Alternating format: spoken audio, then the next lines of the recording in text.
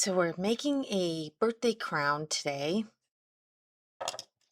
and I have done one of these before, but it was for an adult size.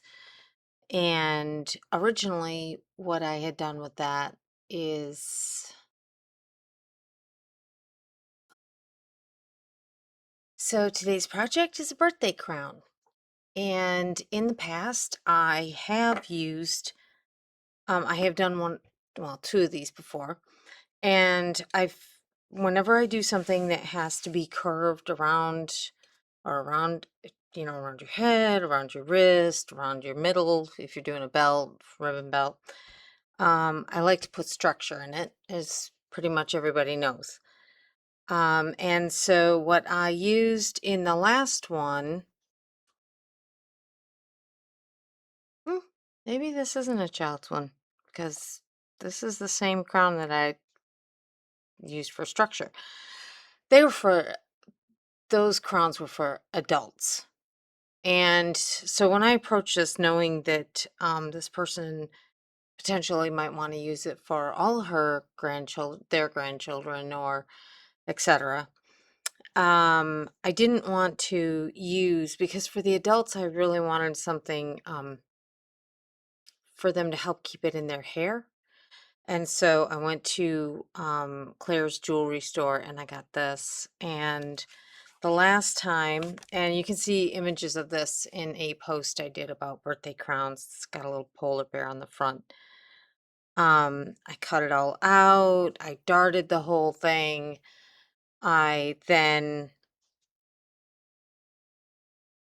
put this in, put the ribbon in, put this in, pulled it all up. I mean, they're so sturdy, it's ridiculous. But for a child, I was going to do this obviously because I got another crown, but I really started thinking about it and having a grandson that's 2.5, two daughters, my own childhood in the 70s, which whoo, um, growing up on a farm, not a whole lot stayed clean very long there. I had lots of cousins, and birthdays were always fabulous with lots of games and things like that. The struggle was real. Sorry, Mom. So, instead of using this, I'm gonna see if I can put this on. Oop, there we go. So I'm gonna wear a crown since I'm not gonna put it in here. And I really got to thinking about this, and I did a lot of hand sewing on the last one. So we're not going to do so much hand sewing. We will be putting cording on it. We're going to put some little fuzzy pom-poms on the tips. So we're going to get started. The first thing I did, which I know I'm ill prepared, but it's late at night and that's just how it is. So can't tell if my crown's on straight. Be apropos if it wasn't, like my halo. I took a piece of tracing paper. I traced not the ex I traced the exterior and then I brought it in about 1/4 of an inch. Then I laid it onto this piece of fusible, it's fusible interfacing. And as you can tell, that this has already started to shift. Thank you, Cape Cod, for your fabulous humidity. So when we iron this on, we're gonna have to really make sure that we pull and straighten and get all of our stitching on correctly. We're gonna get that fused on. We're going to sew it to the fabric. And I got some really big plans, and I'm hoping it's gonna be a lot easier to do, but hey, It's me. You never know. Sometimes my over engineering doesn't always work. So here we go. We are going to start by, I packed up all of my ironing boards. So I gotta use my big giant one here. And ooh, that's a whole lot of ugly ironing board. I can't do this.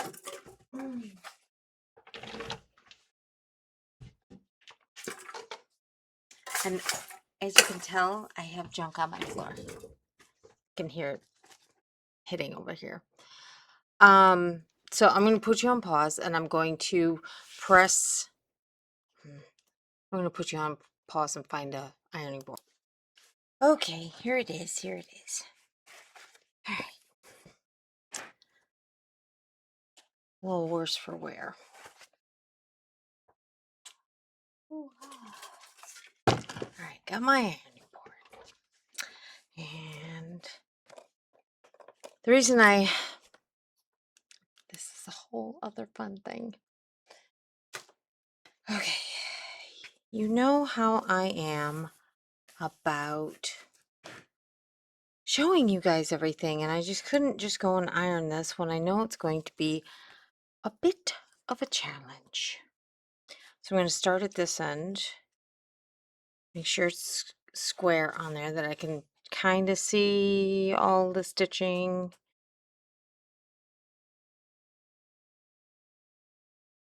All the way around. Let's see.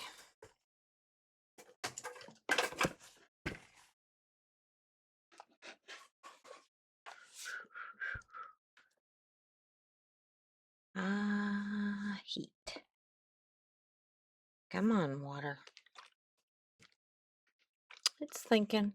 Maybe. Maybe I'll get steamy. Maybe I won't. There we go.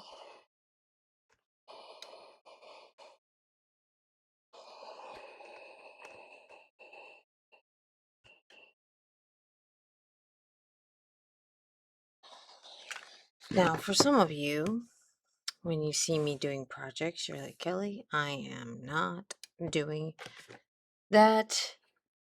I think I got a little smear on my iron. You are crazy. I'm not doing that. I think that every day. Kelly, calm down. Get your little neurodivergent brain back on track. It doesn't work. So now I'm going to go to this end.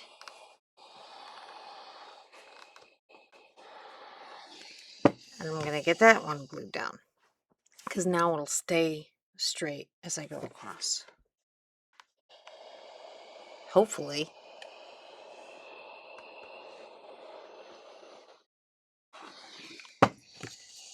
Okay. As it cools, get it off the steamy woolly pad. Set it down. Okay. Pretty decent. Pretty happy with that. I'll take it. Okay. So now we get the scissors out and we cut it, right? No! We're going to sew.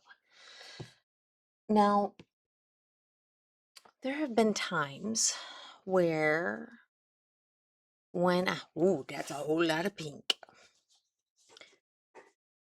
Where when I have sewn things together that when I write it, I want to make sure it doesn't get too big. So as this is going around your head,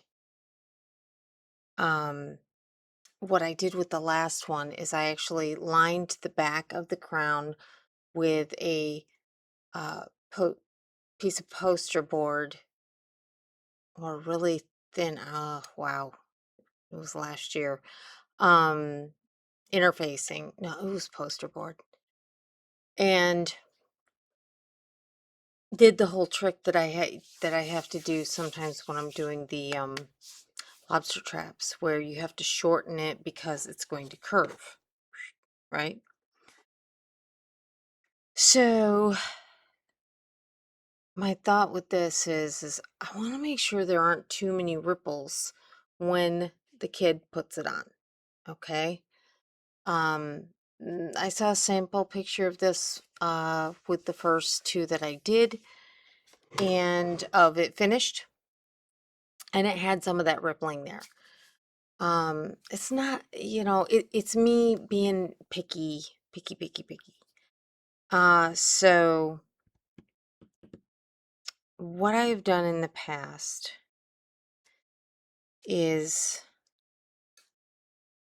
keeping, I gotta think it through.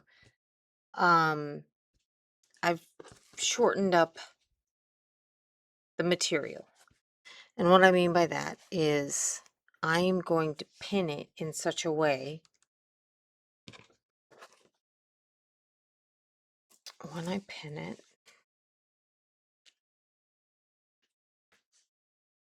just pinning the material on, just like, any old piece that you're going to sew together. I'm doing so many things that I don't typically do with standard projects of mine. And it- so I'll try to make this as quick and painless as I possibly can. I'm going to try. So what I'm going to do is I'm just going to lay this, and I don't know if I can get it all on camera. It's so long. I'm going to take this. I'm going to slide this under so it makes this arch up, and it's going to allow me to then kind of pull this interfacing's inhibiting me a little bit. I can't, I'm trying to lay it out so that I can do it. And I got so much junk on my desk in front of me. Typical Kelly. Make a Kelly mess. No, we want to make this canvas arch slightly, not a ton. And right now, I can literally put my whole hand under it. I don't think it needs to be that much. I think just as high as that vial of pins that I had there. They're actually my doll needles for when I go to class. All right, so I'm going to pin this here like this.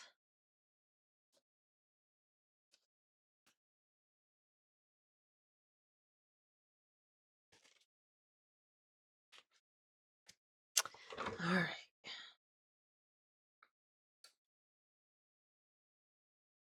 Gotta shift my iron. I almost just got myself. Reaching for the pin cushion. That's shifted. So now I'm gonna pull this guy back. Oops, see, I can see that this popped up. I don't care. Because when I flip it, it could do even more. So we'll deal with that after. So now I'm going to pin down all of these points. Oddly, as long as we pin it, it should hold this fabric in such a way but that shortening will still happen. It might not be very prominent, and it may just be me thinking I'm doing something I'm not, but it's worth a shot if it takes out a few wrinkles. Because, little kid heads, they're, they're tinier and it's going to arch differently than an older child's head. And so, yeah, let's just keep working these pins in.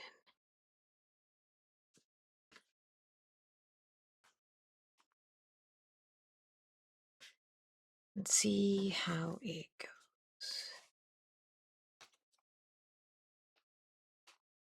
Oh my goodness, I have got to take some Goo Gone to my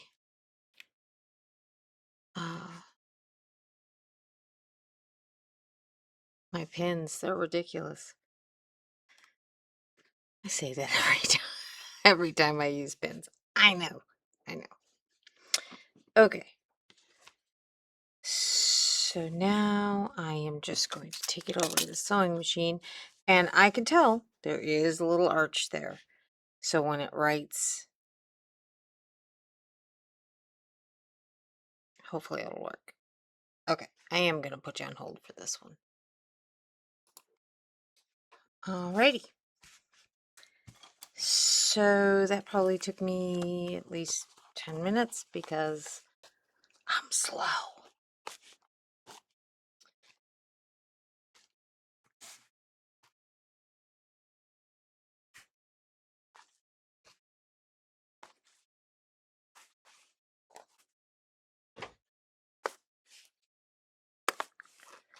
Oh, fun, fun, fun. Are we having fun yet? No, you're probably not going to enjoy this part. Just saying.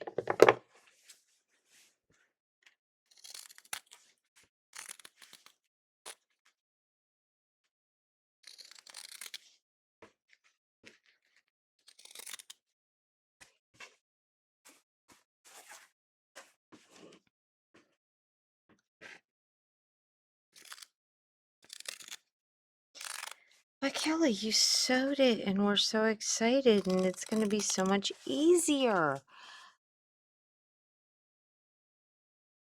You're so funny.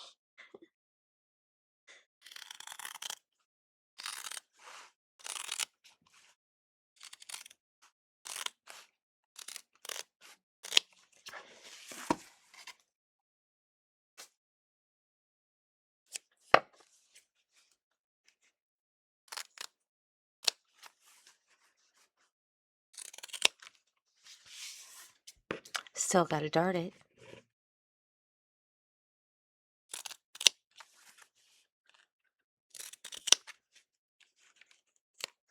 Then we have to press it around.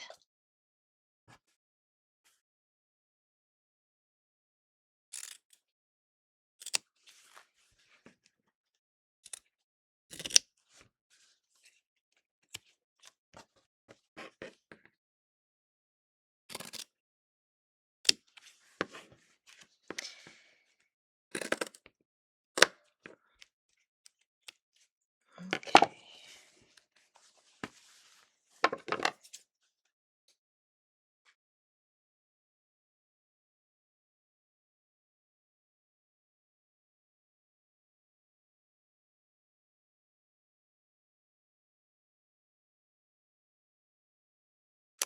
I'm thinking it through.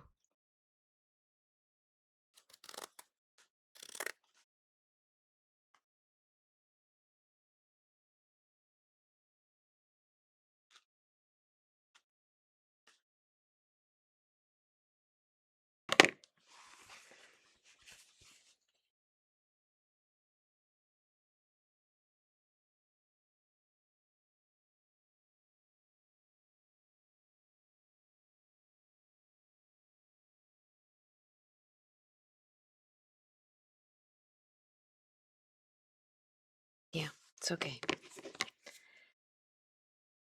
You gotta know me by now, guys. So what I'm contemplating is this. This is kind of like when I did the clutch. And I had to think it through for how to make everything come together the way it did. Because I have to sew ribbon onto the canvas before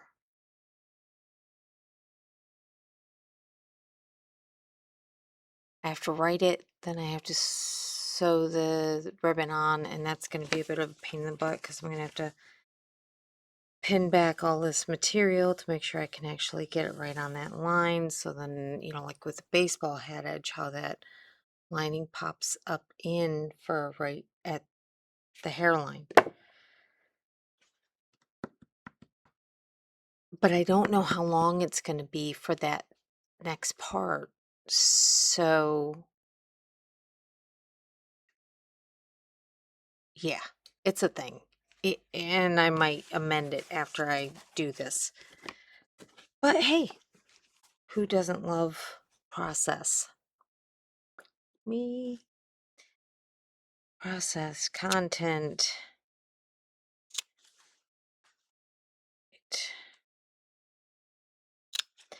So the only places that we have to dart are places that are going to need to curve.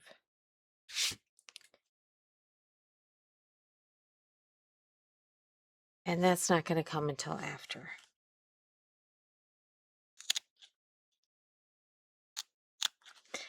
And I'm darting this way because if I don't, when this folds over like this, if I don't do that, it'll exceed past. I'm going to give a couple nips straight down and get rid of that. Okay. And now I'm going to go like this and like this. I'm going to take out some of the bulk there. I'll probably take out more of the fabric potentially when I turn it.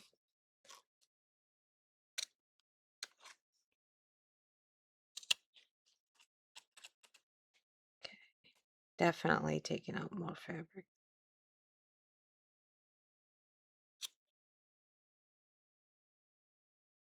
Because we're going to want to get a really good point. Okay.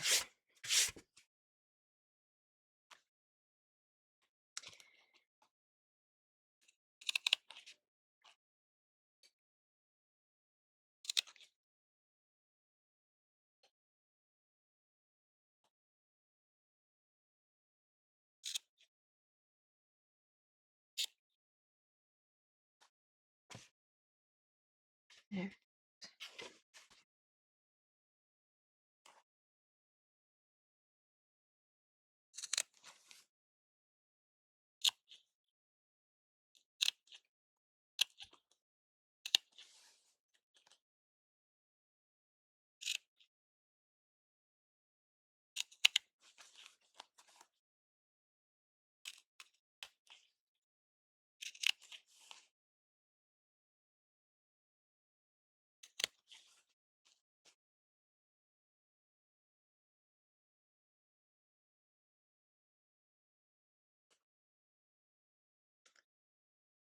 I'm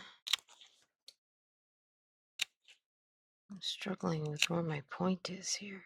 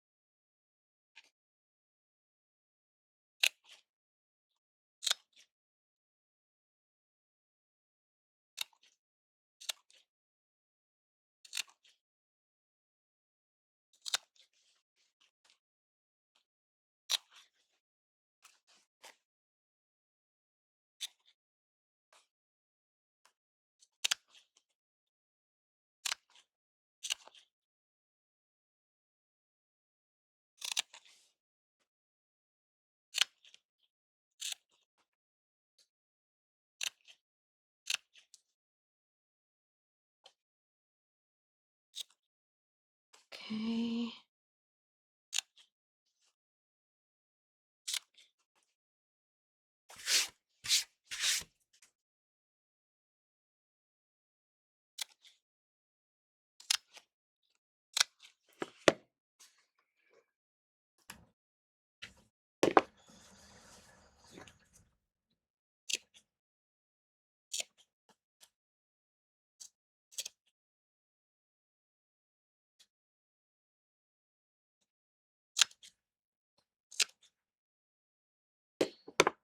Okay.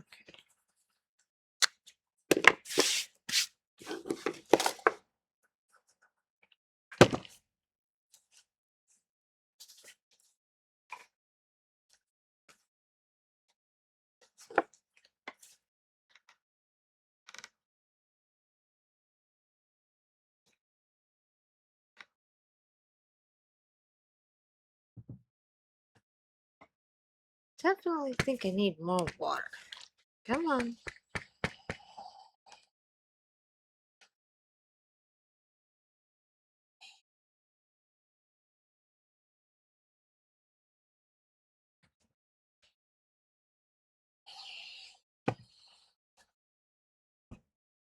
Not that it's gonna stay, but okay.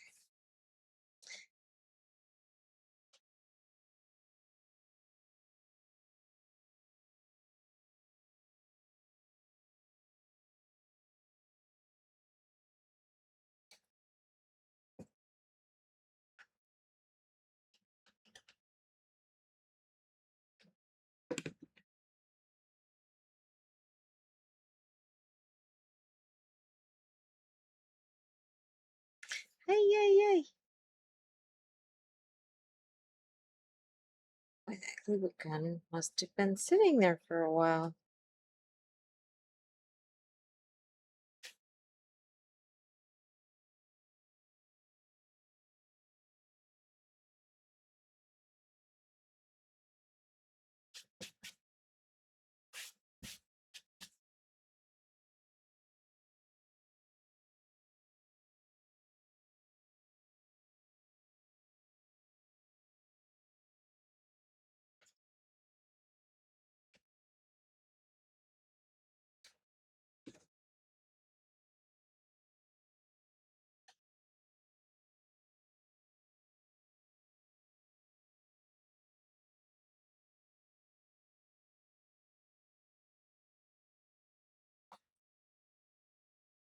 Now you may be saying, Kelly, why are you gluing these down?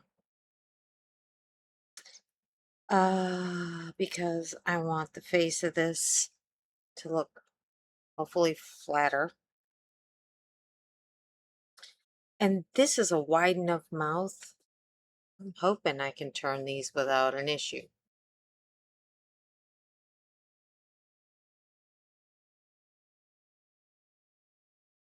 And if you're seeing this video, it worked.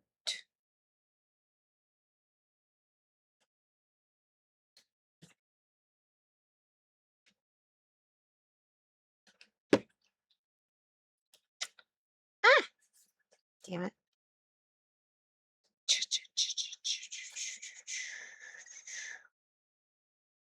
Will it stay? I don't know. I might have to re-glue it after I write it. And this might be 3 ways of ugly after I do. But not to worry. Everything's fixable. Well, at least I hope so. It's my little mantra that I definitely try to share with all my new students that maybe didn't stay. Shame on your name. You know why it didn't stay? Because I didn't steam it down. So it has a mind of its own. Shame, shame, shame. Fine. Rude. So the reason why I'm constantly, anytime I'm using hot glue and little bits are coming off, whether it's off my fingers or different things. I am constantly trying to make sure that those little glues are off of my ironing pad. They're off of my tabletop. It just becomes, like habit over time.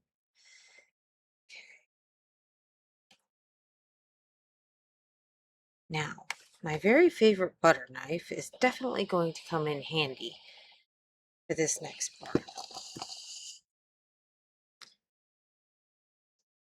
And why do I say that? Because writing these tips ain't gonna be fun.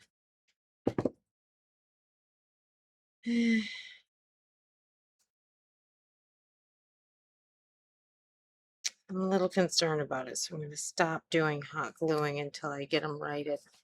I'm going to finish pressing these around so that they're already partway there.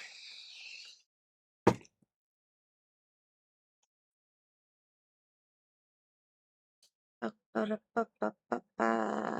almost time for me to turn back into the scullery maid and go home. Finish this in the morning.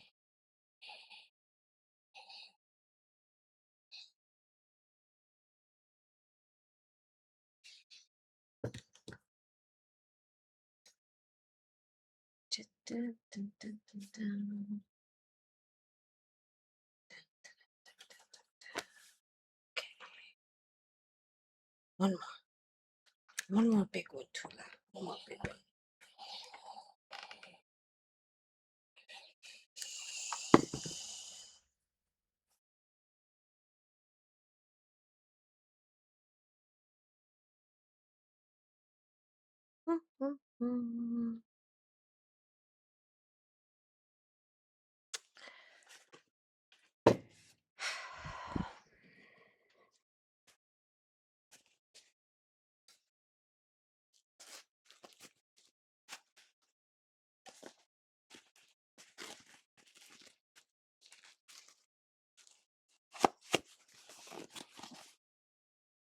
Butter knife stat.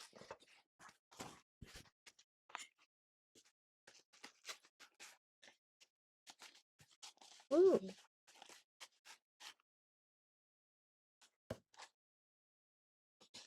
Where's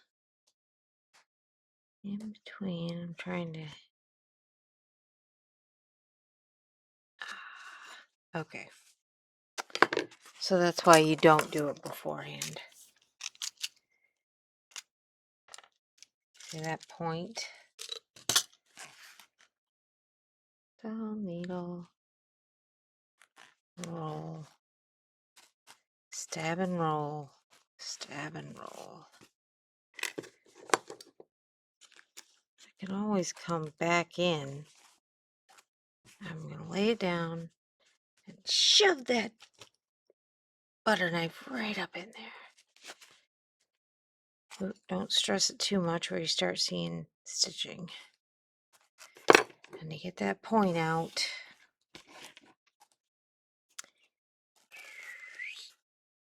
just like that, and roll.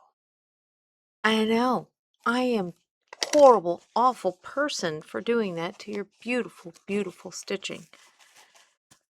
But a finisher's got to do what a finisher's got to do.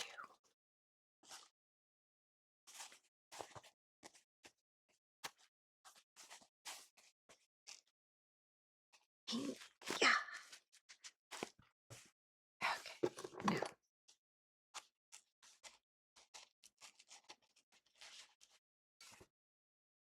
And butter knife is not quite pointy enough.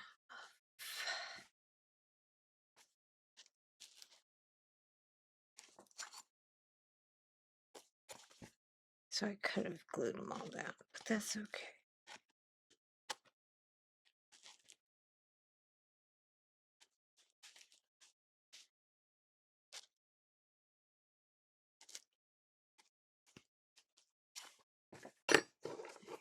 back in, grab, turn, grab, turn, and rework the stitches. Now, I want to see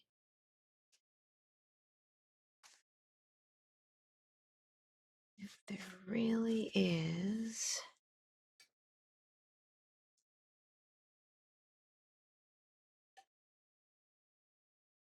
what the difference between these and these look like.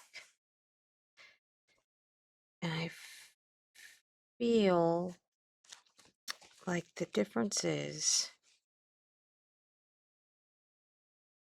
how much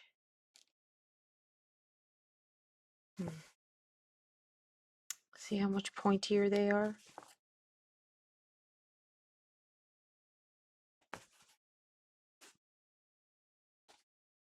Huh. Look at that. That's the difference between gluing them down before boop, boop, and after not. Kelly, Kelly, Kelly.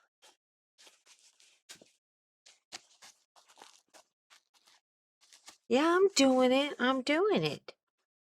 These are glued. These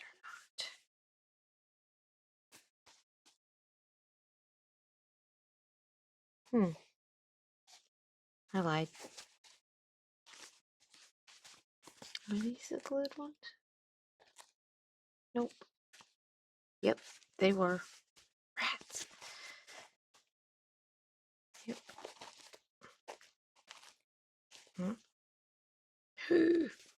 Easy, Kelly. Easy.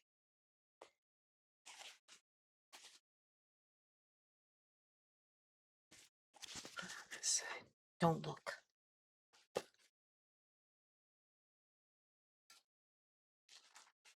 Get myself stressed out. Sort of.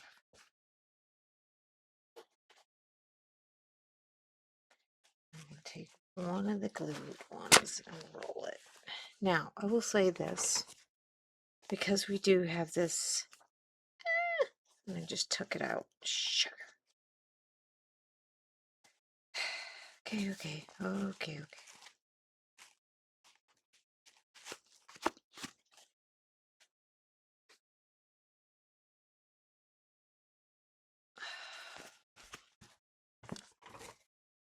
Ay, ay, ay, ay, ay.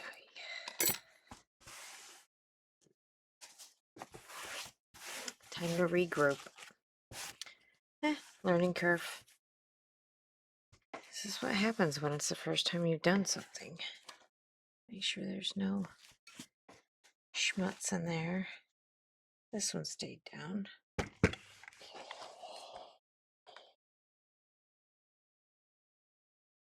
Give it a little glue. A little steam. You know what happens to this fusible interfacing? Not only does it stick back down, it flattens back out again. So even though I went and turned all of that,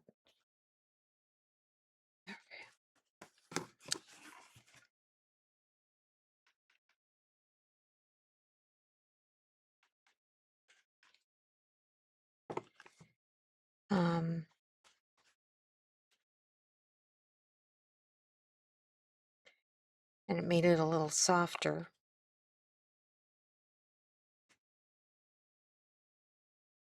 Meaning it broke it down a little bit and made it more pliable, which we will do again at the end. If you've ever seen me work with this for other things, you'll know I do it every time where I kind of break it down.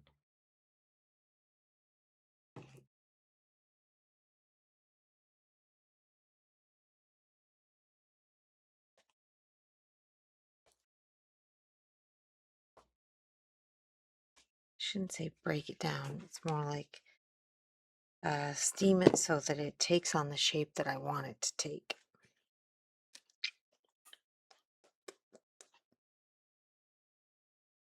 All right.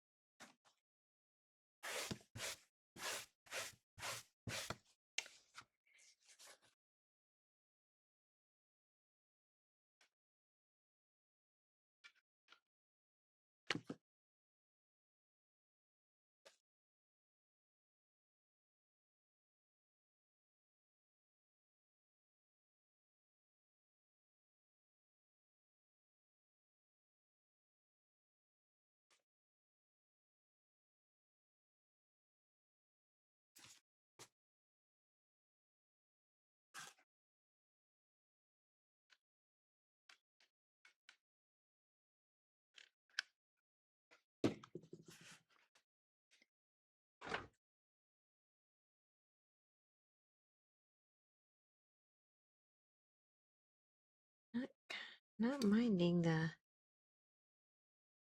glue barrier there for me. Oh, it came off. Dang it. Didn't get enough down.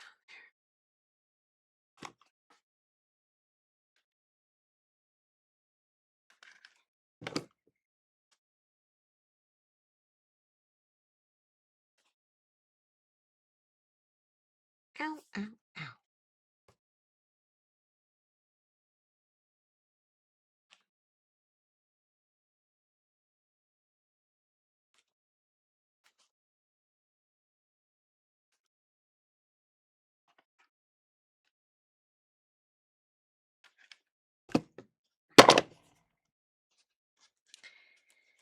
So the glue is only going on to the heavy interfacing.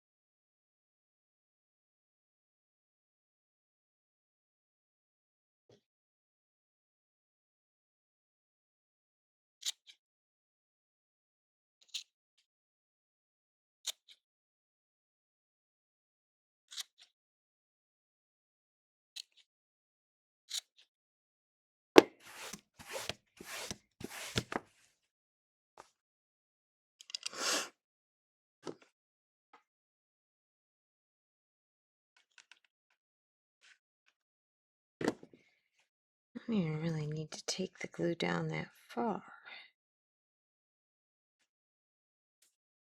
do I? No, I do not.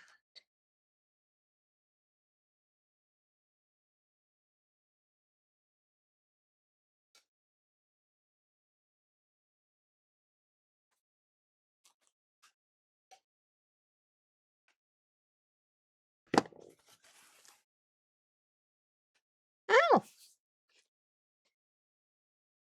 Well, that is definitely not the asbestos part of my finger pad. Wow.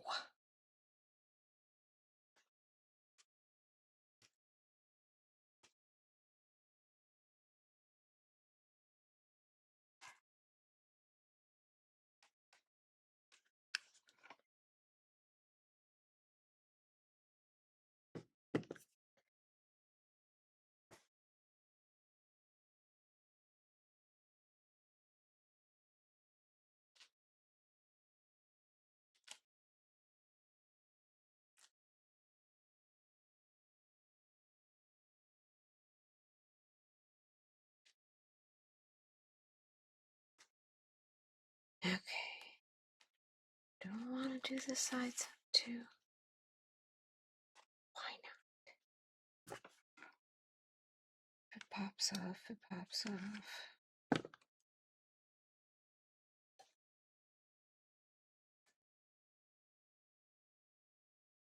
It's contrary to popular belief. Doesn't always stay on like people think it does.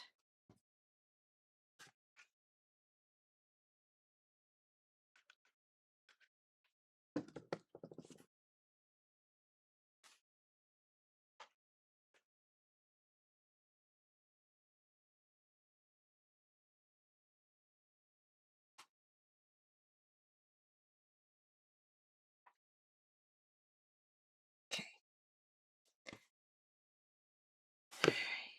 So I can see that this bows up a little because of how I put it on, right? Let's let everybody cool down. Let's just start.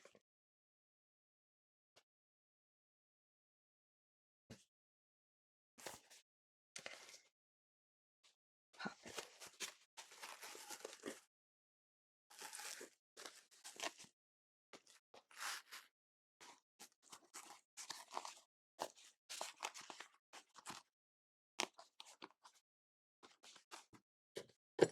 Butter knife.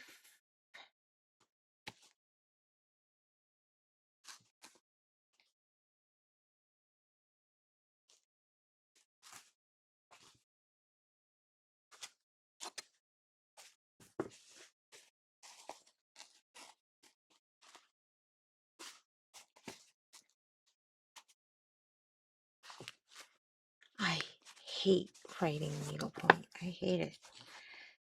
I worked so hard to get this blocked, and now, really?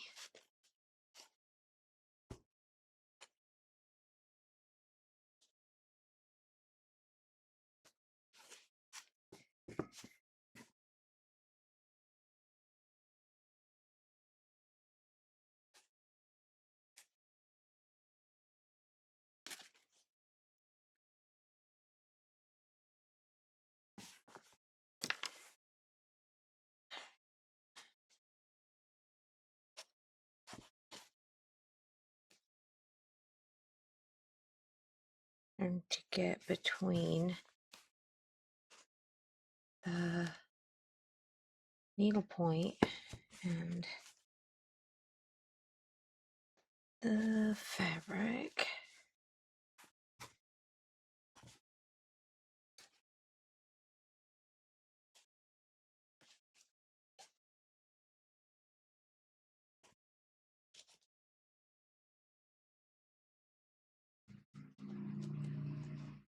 Like that, right? Push up. And then same thing. Push, push, push. Roll, roll, roll.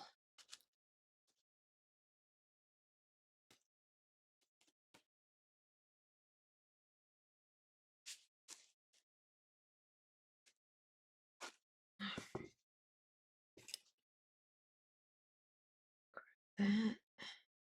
And we pull that up. Pull that up.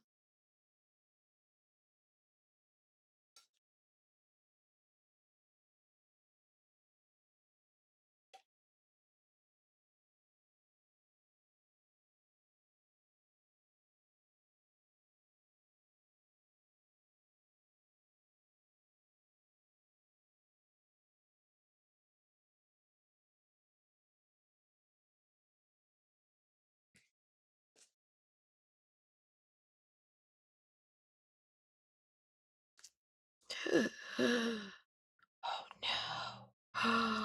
Oh no. It's okay. Don't worry about it. It's gonna disappear.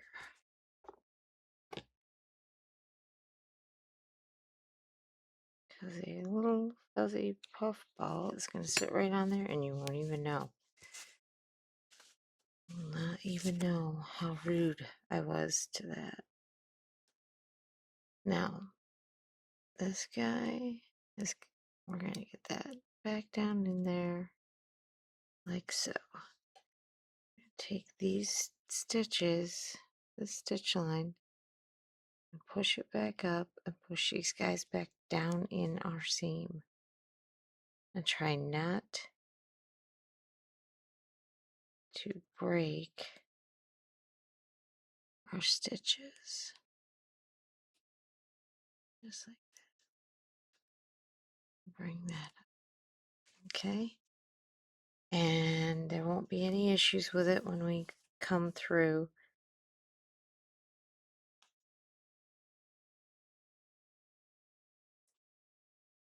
And put our cording on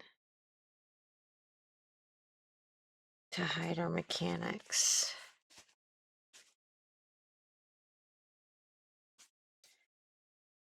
I think this guy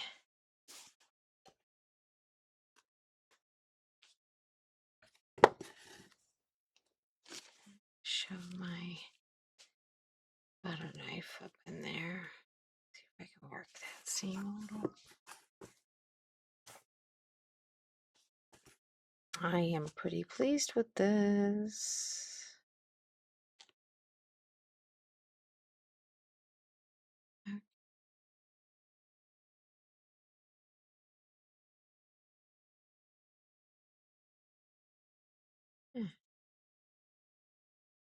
All right. Nice. Got good structure in there. Wow. That was so fun, right? Ooh. Wrinkles. Not wrinkles.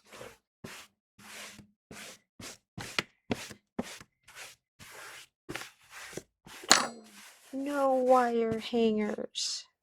All right. So at this point,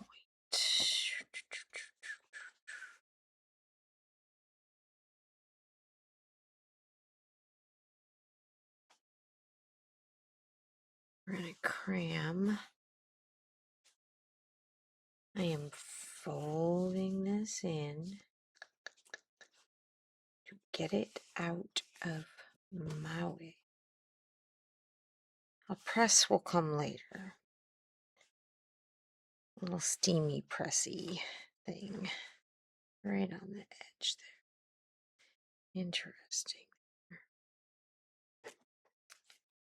Kind of like to pull that forward there.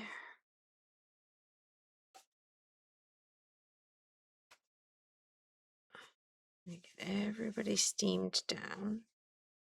But in the meantime,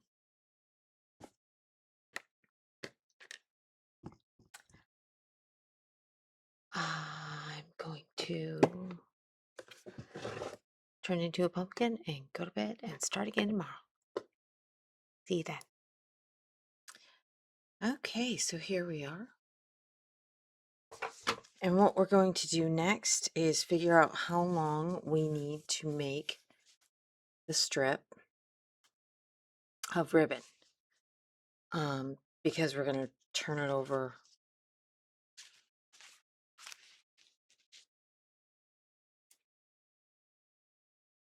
once.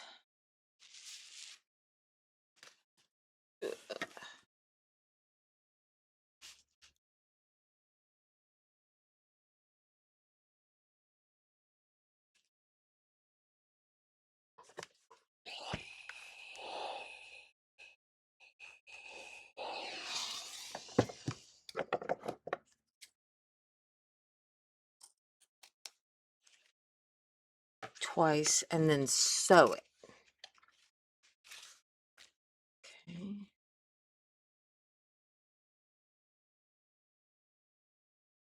Now, why am I doing this? Well, Remember what I was talking about with little hands, little people? This is not the ribbon that will tie around a child's head. This is a ribbon that is going across the bag. So now then we're gonna sew it to this side, flip this under,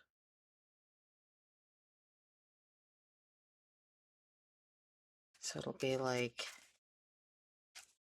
we sew it like this, we flip it up like this, we'll pull this up, we got another step in between, then we're going to do, we got lots of stuff planned, let's just put it that way. And again, I know you're gonna say, Kelly, really? Really? We're gonna be taking the majority of this fabric off as well because we don't want bulk. And there's just a lot of steps. I'm kidding. It's not that many steps. Not as many as I did the last time. So, having folded this over,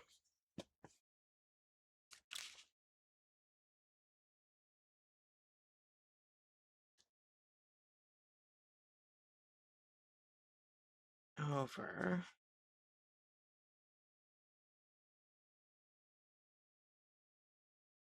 need a camera by my, too thick.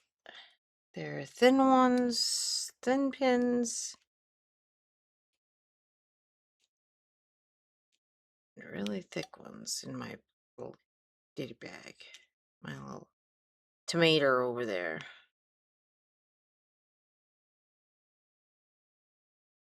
Okay, so now we know. And we want this to fit so that it hangs right on the edge here, but not going around, I think. That's going to go to the end of our needle point, almost, because this all this waste canvas is going to be put up inside, and there's a whole other step there, special step.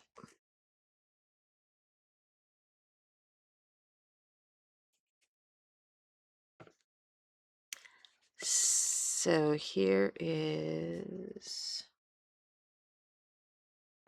ribbon to there.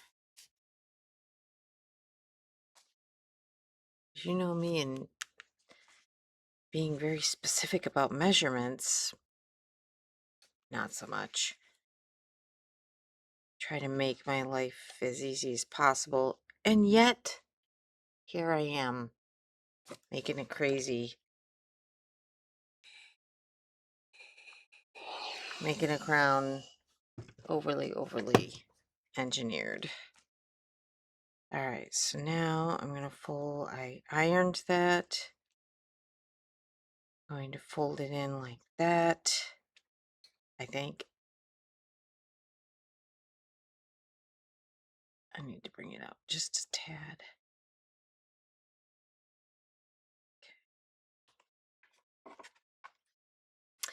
You may be saying, why are we folding?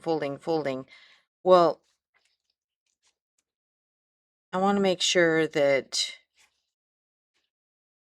it doesn't get caught in a raw edge on the inside of, because we're going to make it so that the ribbon's replaceable. We're creating this tube like this on the back side, all right? Because then if for some reason little hands get a little filthy, happens, then it won't be so hard to clean. Now that I've got these ironed down, let me iron this one down too. Take that pin out.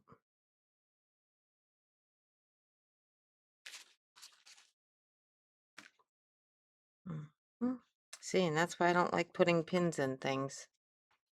At least with grosgrain, you can kind of just work it and the threads that make it up will shift back in the hole you just created. So I was debating earlier in my brain as I'm just working along. What am I gonna do? So I've worked with grosgrain before, and this is not industrious grosgrain. It's not real tight, and I also don't want this to be too big.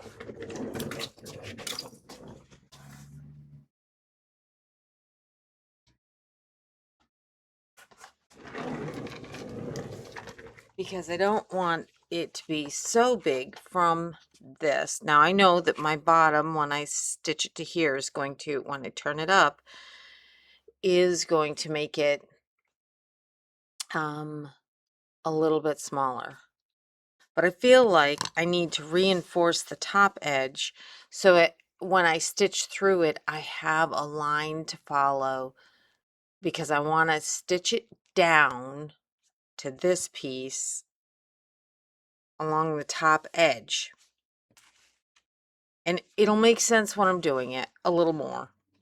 Maybe not so much right now.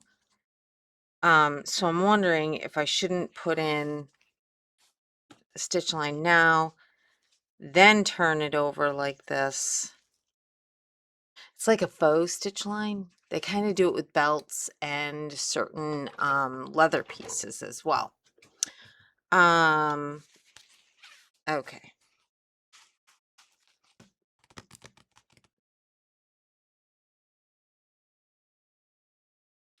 I'm just going to put in a faux stitch line across here, which means I am just going to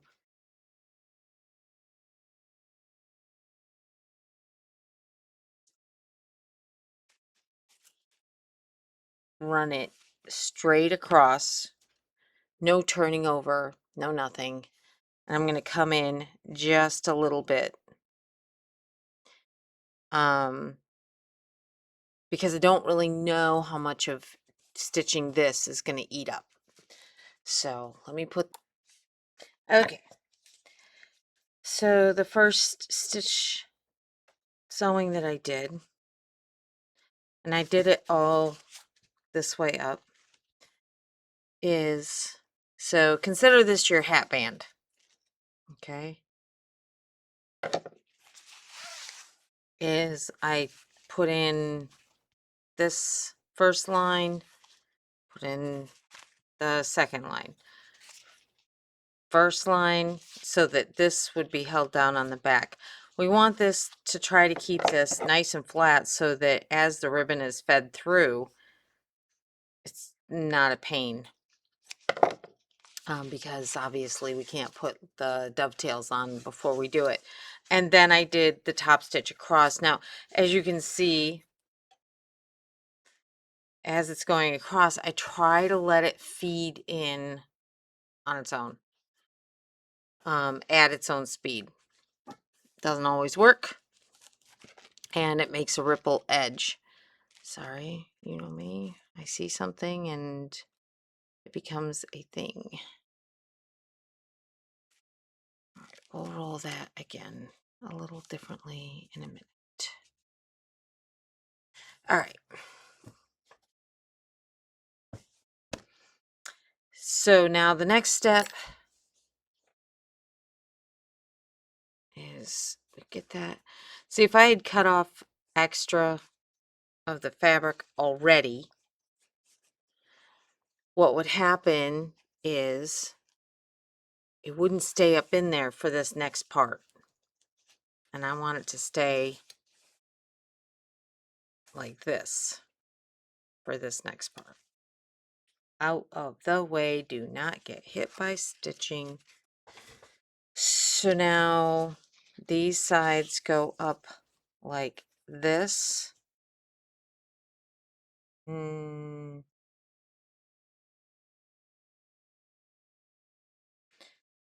gotta think it through. Stitch it here, turn it. Yep, I got it right.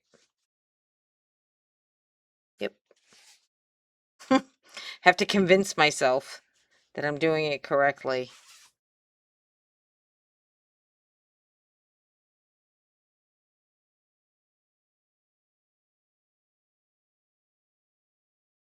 So what I'm looking at is that I'm bringing it right to that first line.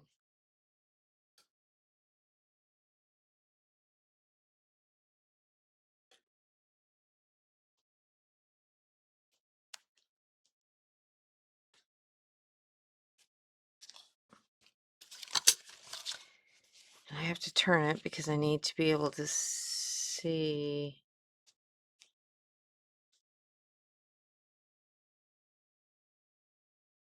That I'm catching, hopefully catching that same stitch line all the way across.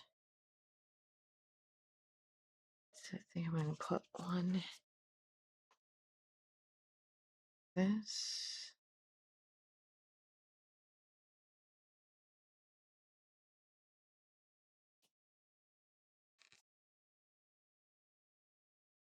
Again, I don't like coming up into this, but it is a necessary evil.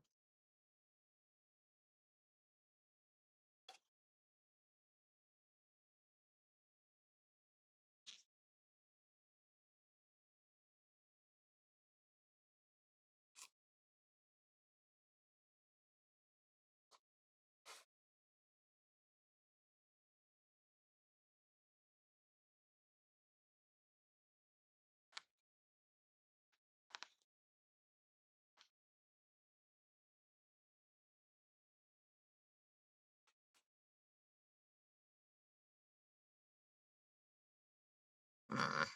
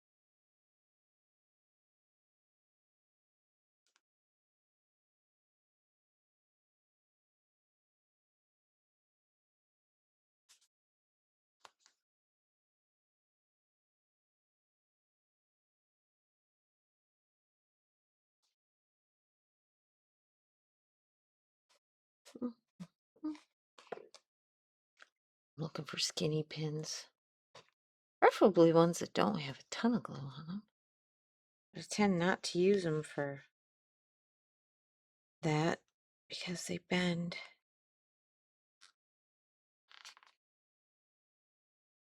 Um, I don't love grosgrain ribbon. Number one, not made as well as it used to be.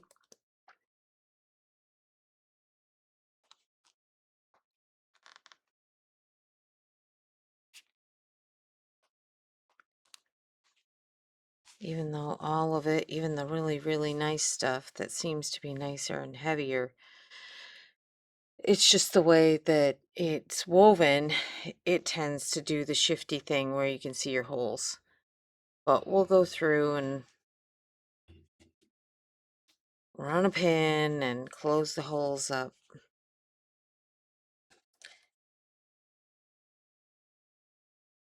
I can pretty much see that pink all the way down.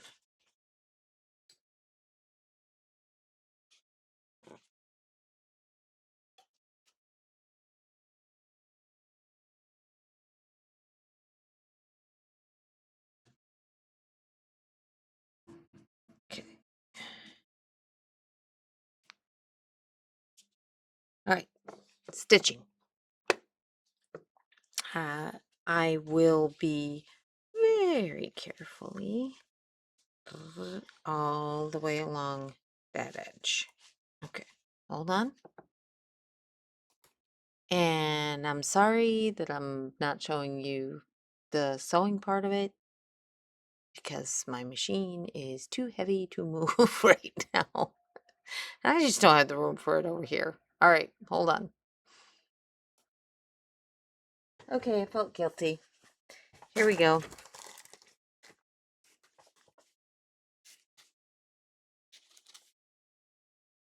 Because maybe you don't have a sewing machine and you need to know, or you haven't used one. You have one, but you really haven't used one. And it's not right of me to not show it. So, here we go. Oh. My daughter took my zipper foot.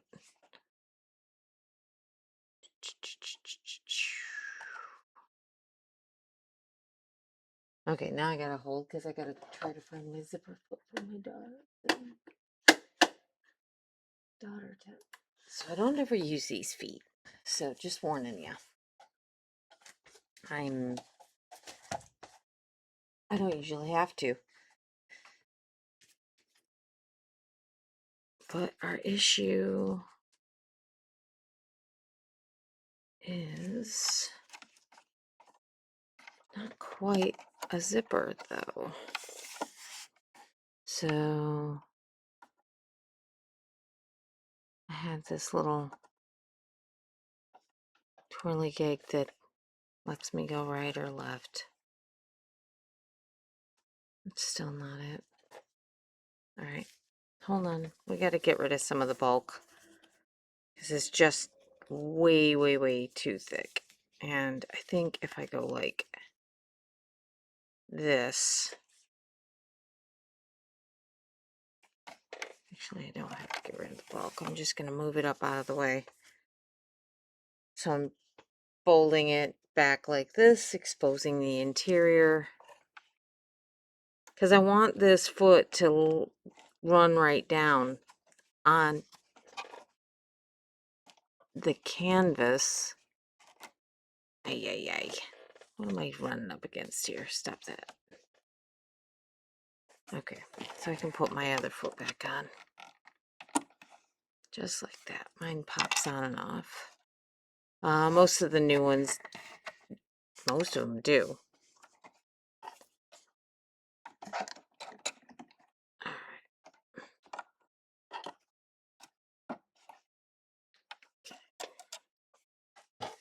Here we go.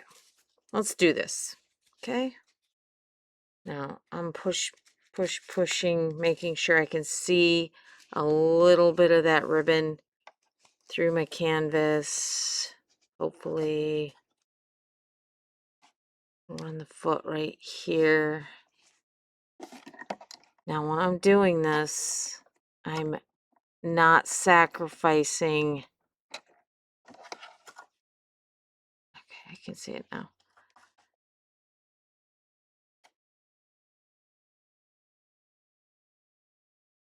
I need new glasses. Desperately. I'm running it right in that line. Okay. And I don't like having it run up here, but until I get past it and can slide it under, necessary evil.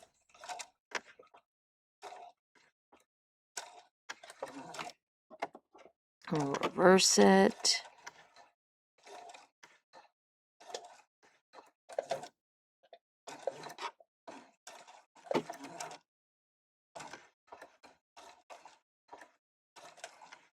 Get that locked stitch in there.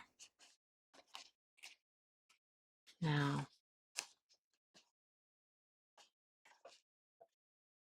if I have to go back over it, I will. I'm just kind of praying that that ribbon, because it's so close to the edge, I don't want to sacrifice a huge part of the ribbon.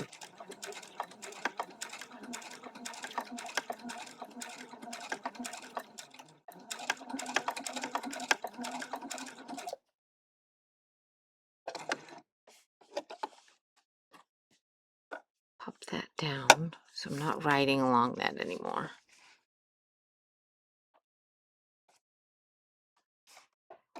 Here's hoping.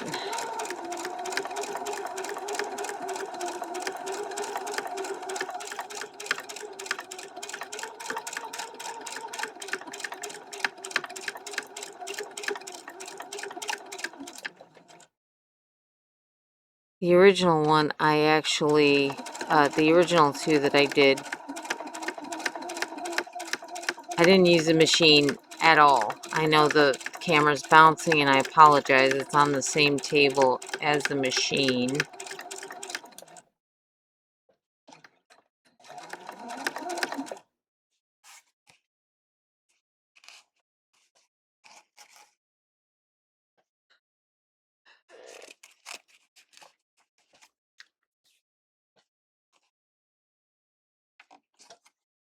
I hope this is catching.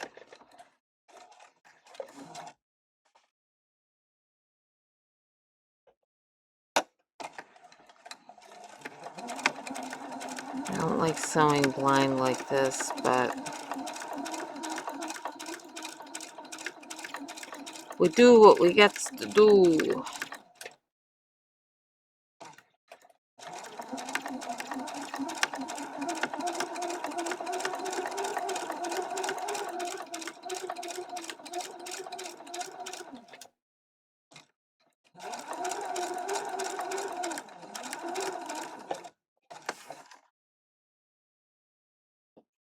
Here we come to the hard part again.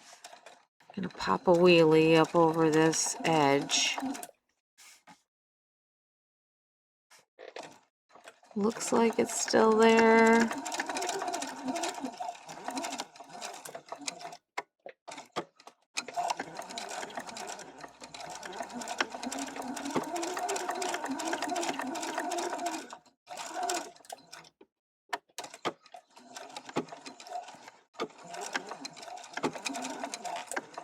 That spot might be our challenge spot. Okay. Ooh. As you noticed, I always have to take my shoe off when I'm one of those people.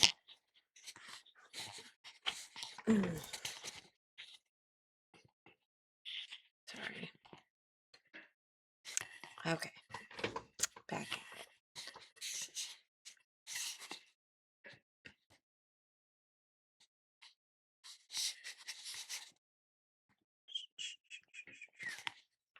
Sorry about that. Now we flip it and we look. Woo! We caught it all. I can't believe it. So we take our pins out. Ooh, that's some ugly.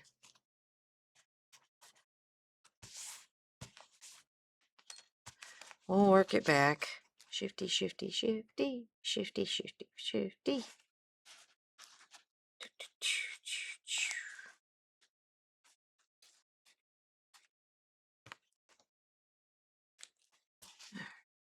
It'll come out. I don't know if I'm trying to convince you or me. All right.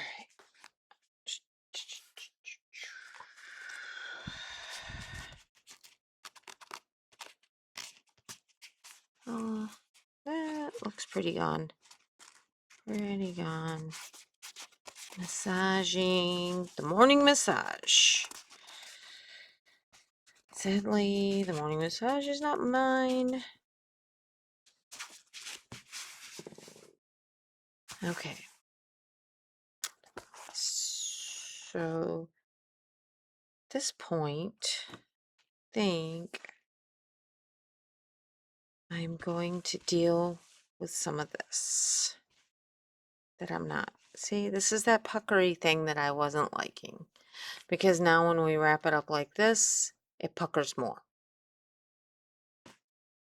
Not loving it. Not loving it. But there's only so much you can do when you're doing machines. And this is for a child. They're not going to notice it. As long as you have your longevity so that everybody gets to wear it. And we're going to pull it a little taut when we bring it around. So I can see kind of where I had folded this. We're going to do this. Get it up out of the way because we have a whole nother part that we got to deal with. And I'm going to catch with one of my non-glueies the edge of this and put it straight down into that seam edge. Okay.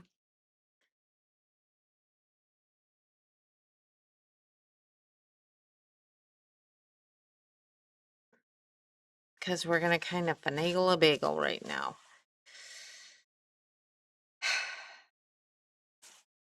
So our next step.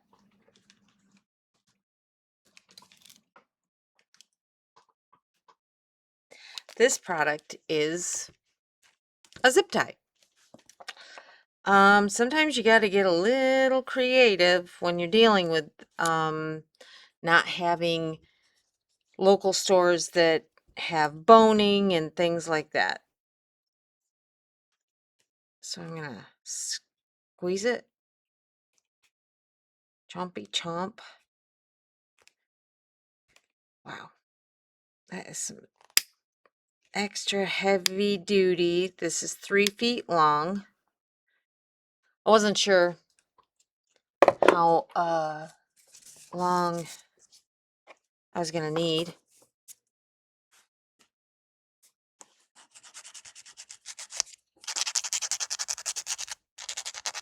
Yeah, it's a nail file. And I use it for everything. I use it for my resin. I'm like, look, Kelly, there's just sandpaper out there. Well, I don't need some big thing, and I keep this there for occasions just like this. Oh, look at me. I shifted really orange. What's going on? Hold, please. Well, I'm just going to have to look like I have jaundice because I don't know what my camera's doing, and I got to keep moving forward. So what we're going to do is... Oh, goodness. I can't do it. Hold on. Well, bit of a wardrobe change. My camera didn't like the blue sweater now that the natural light is coming up outside because daylight dawn has occurred. So I'm sanding this a little bit more because it still feels a little rough. So the structure that I put in that was the crown the last time, I needed to come up with something that a child can't bend and destroy, potentially even an adult, because, you know, that's the thing. We don't always realize how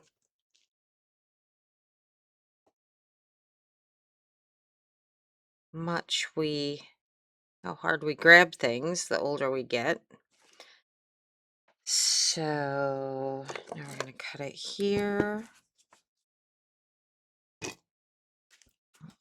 This. And what I did was if I remember right, I have to do this in stages because my hand can't cut through it like it used to. But also, it's really hard stuff. I want to say this is 3/8 of an inch thick. That's my sandy edge. This is my nippy end.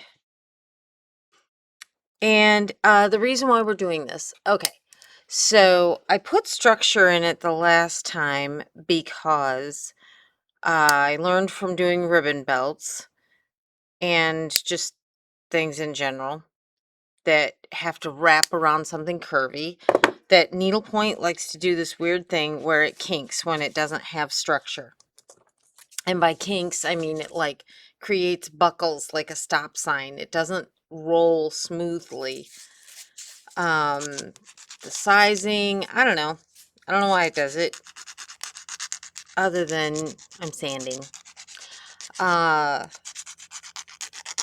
But it's a thing. And so that's why I always dart along the edges. Then I roll it up if it's something that has to bend kind of naturally. And you'll see me in a little bit. I'm going to roll this around another piece of something. Pardon me. Okay.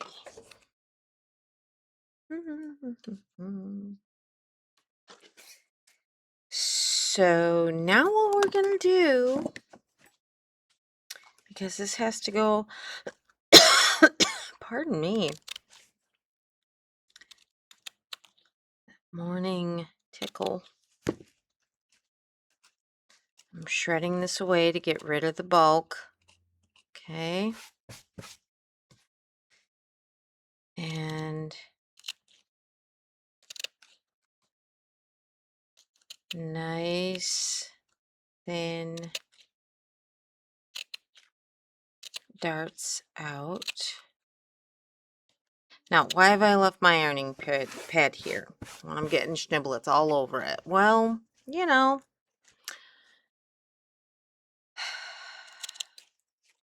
sometimes I feel like my cutting board might, even though it's a healable mat, I don't always feel like, I feel like it's got some scratchy spots. So when we put this, we're going to wrap our tabs, we're going to steam it up, we're going to wrap our tabs around it, we're going to glue that in. And hopefully this will lead to when you put it on anybody's head, it'll have a nice, smooth curve to it.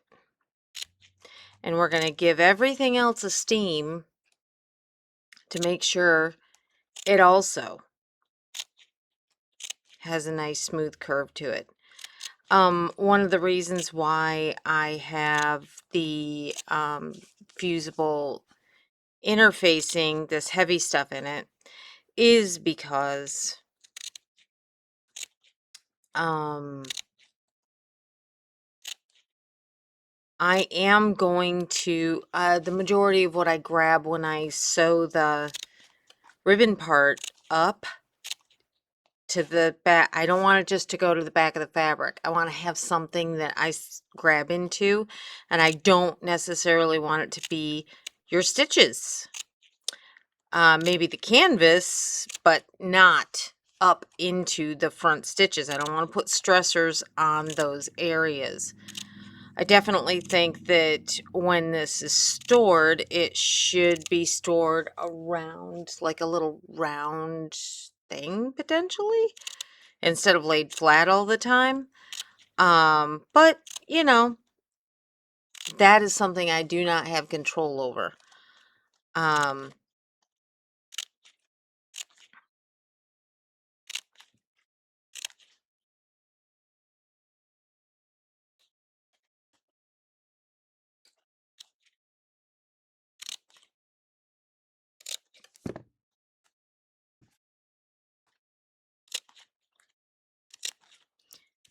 and this is all. I mean, the first time you do something, a new design, you can't be afraid to try it and have to take it apart and redo it. You have to just go for it for what makes sense for you and do the extra steps. I know. You're like, but Kelly, you do a lot of extra steps that maybe I don't feel is necessary.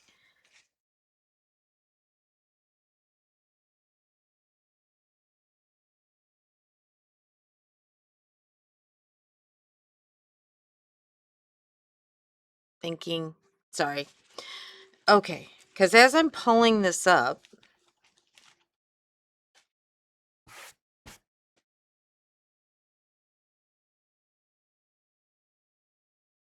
I'm looking at my ribbon line and what I'm going to do with that backing fabric is what I'm contemplating. I'm sitting here going, did I think it through correctly? I don't know. But you know me by now. I'm flying by the seat of my pants 90% of the time when it comes to a new thing. And it's really funny because the other day, um, I do a lot of different art here. And one of my things is there, I took my sweater off, my tiara got a little crazy. And my ears. So I was here and somebody came to my studio and it's, beautiful out, and I got chatting to her, and she's she's a business consultant. It kind of made me laugh. It's like, I love that you think I have a plan, because she's like, so what's going on? What's this space? Because I have it all decorated out front now with bittersweet vines, and my floral side can't help itself. Oop, up, off. Okay, so now I'm going to go along and I'm going to glue these up. Ooh, bugger. What am I doing? I'm actually wondering if I totally need something this thick, because I almost forgot to put it in. I was just ready to put the darts up. And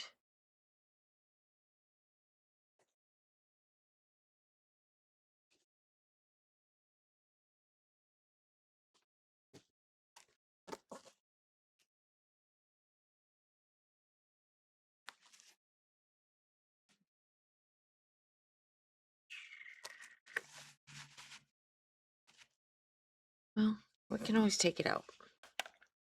And the glue is on the inner facing that I'm putting in there so that there's something to stick. Now, do I think this will stay forever like this? I hope so.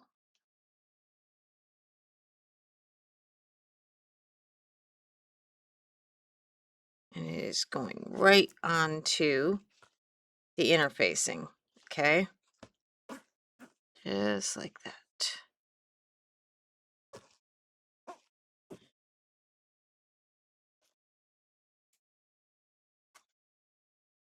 Because this is going to be embedded in it, I do not feel like it is gonna get crazy if so it's gonna be embedded in the interior. I'm getting all the schniblets out from inside. I don't want any little maraca pieces in there. And yeah, that'll be fine.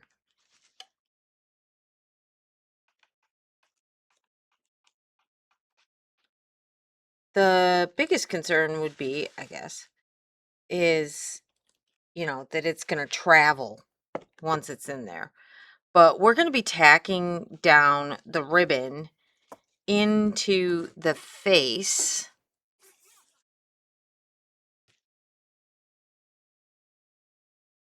And so this will all be encapsulated up in. Now you can see there's potentially, sometimes it's a little hard with clear stuff. There, we got a little jelly donut going on here with our hot glue. It is not hitting the stitching, okay? But again, I just am a person that really wants to make sure that when this wraps around, it looks good, okay? So I don't want to pull this so hard that, so we're going to do this.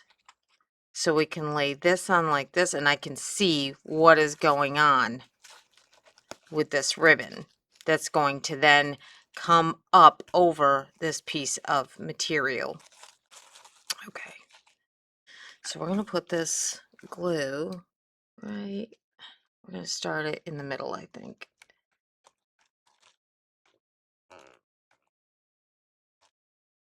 Zip tie.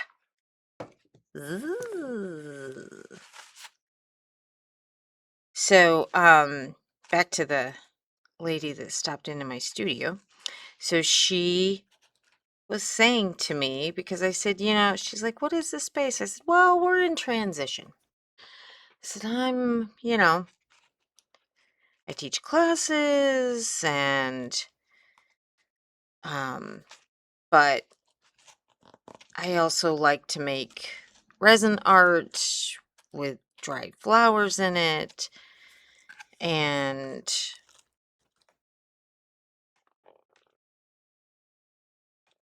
doing a lot of different artwork mediums besides doing needlepoint. Keeps my brain happy, keeps it from being bored. It's the reason why, you guys needlepoint. It's relaxing. But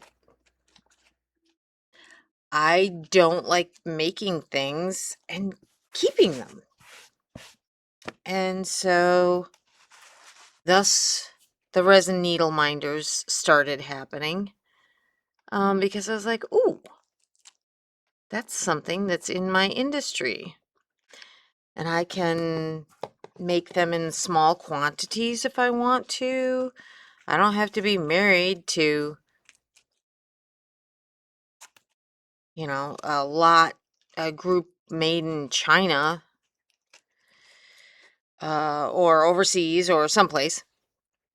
I can produce them myself, and if I want to make a bunch for a store or for an occasion, I can. All right, so we're going to get that little corner pulled up in as much as we can, because the ribbon is not going to be covering that spot. We have to make sure that our fabric does. And I said, but I'm kind of having a hard time with how what I want to make this space available for. Do I teach in-person classes here? The Cape is a wonderful place, and oddly enough, You wouldn't think it would be so easy to get to if you're trying to travel here, but we have a beautiful new fleet of buses that comes down directly from the airport, and then you can get a car, whatever, or you can get a car and try to drive down here. I would advise letting the bus driver do the first part. But again, what do you want to do with a space like this? I like it being my little private studio. And she said, well, tell me the thing you like to do the most. And since I have a bit of an interest-driven brain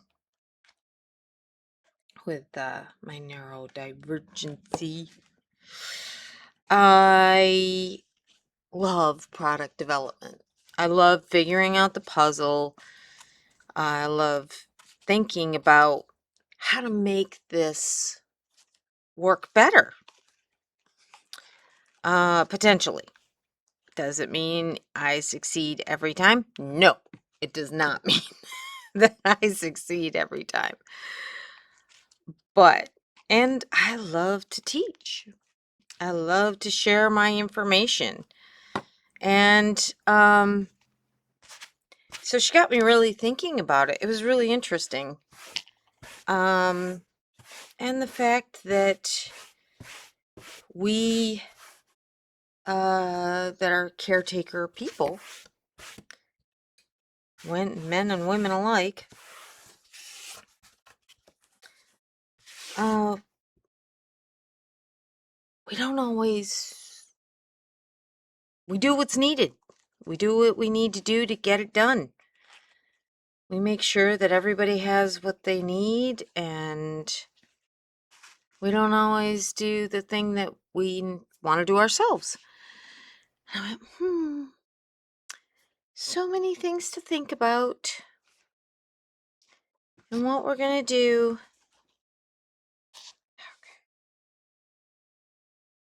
Now we got to cut down our fabric. But this project proves exactly what I'm talking about. I've done it twice. Figured out the things I didn't like about it. And I'm just looking at this line. Looked at the things that I would change in the future. But also, I want to to try, again, thinking about how it would make sense to other people to make their lives easier to do one of these pieces on their own as a professional, something like that. All right, so now I'm going to roll the fabric under like that. And at this point, I'm going to foreshorten this. Okay, hold on a second. I am going to make sure there's no schniblets up here. Oh, don't be spitting out your butt.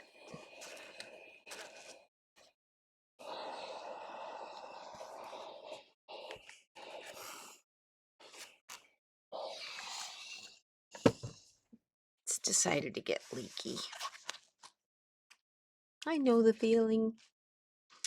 All right.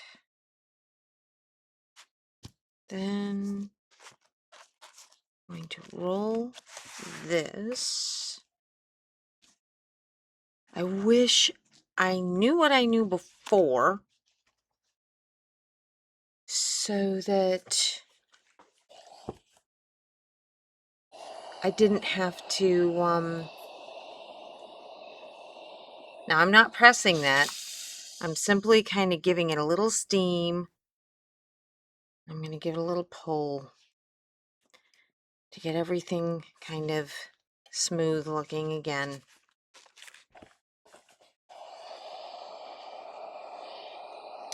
crisp up our edges.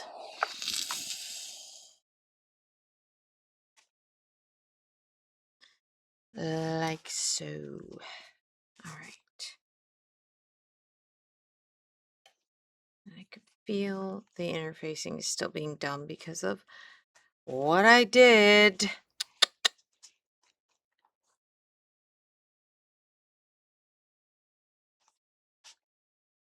And that's rolling it multiple times. All right, so I need to put a dart in at this corner.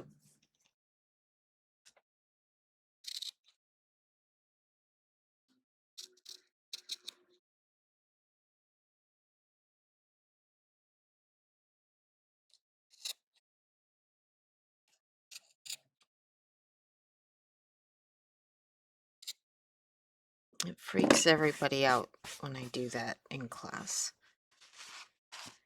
When I start darting too close, very close to the edge, everybody's like, ah!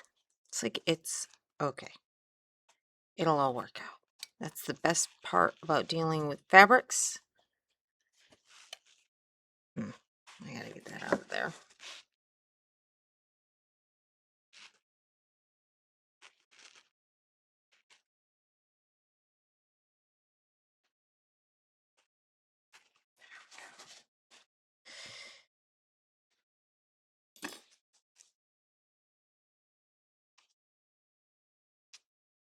All right, I'm gonna pull this up.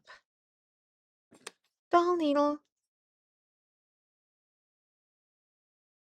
Oh, how I love my little favorite tool.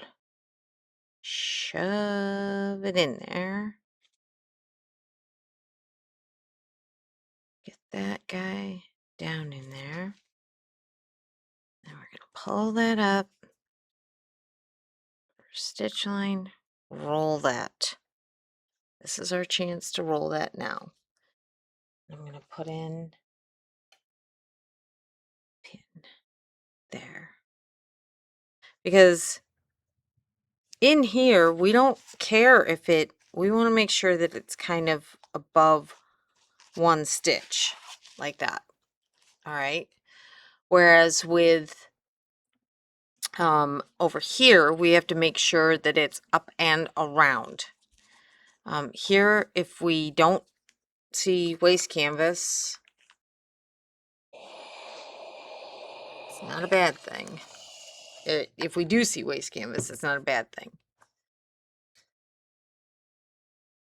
But the further down we get, the less we want to see. Because we want to see how this ribbon is going to react as we wrap it up and around. So I'd rather have less bulk at the edge. Okay?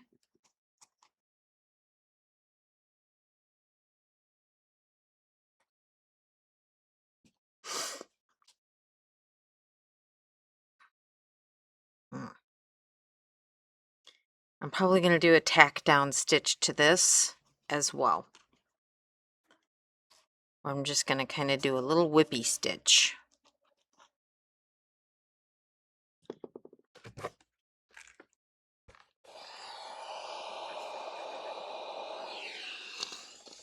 That's going to be covered by ribbon. Don't look at the shine. Don't look, don't look, don't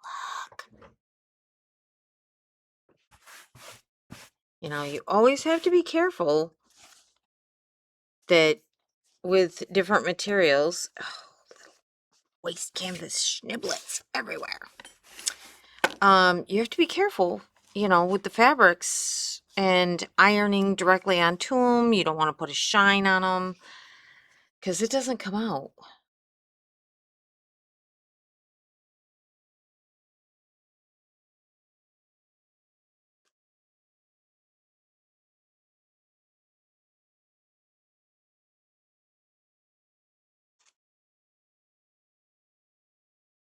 It's kind of hilarious.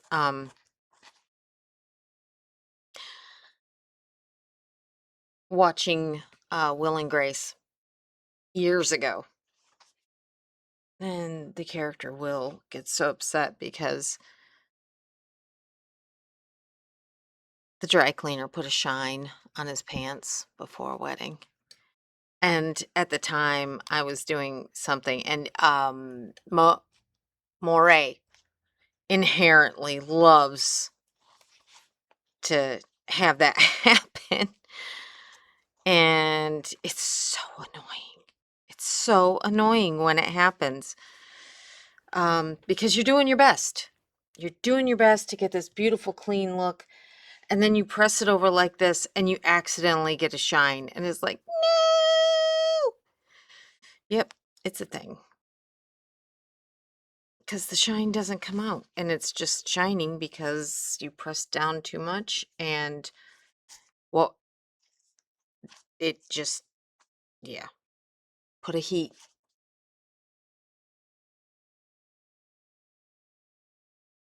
Uh, sorry, it's early.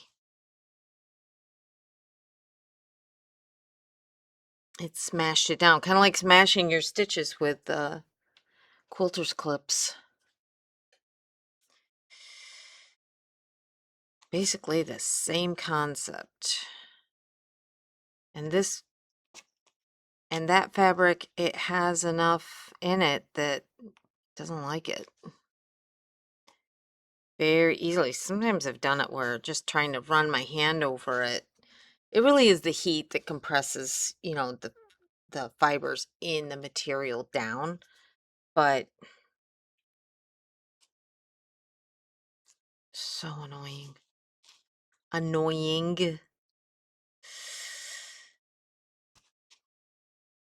My daughter Gretchen and I were laughing the other day because sometimes I like to overpronounce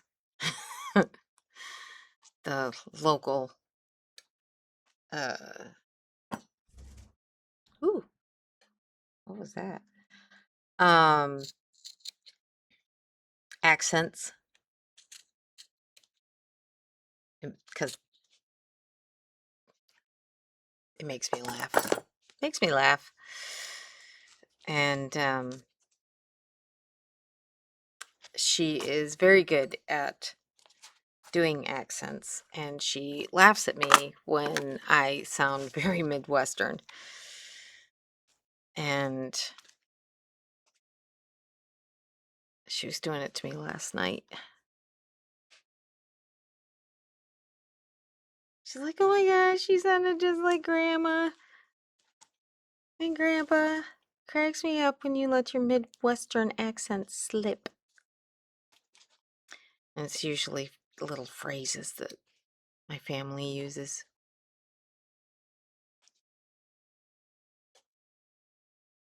It just happened to be, well, my dear. I think that's what she was laughing at me about.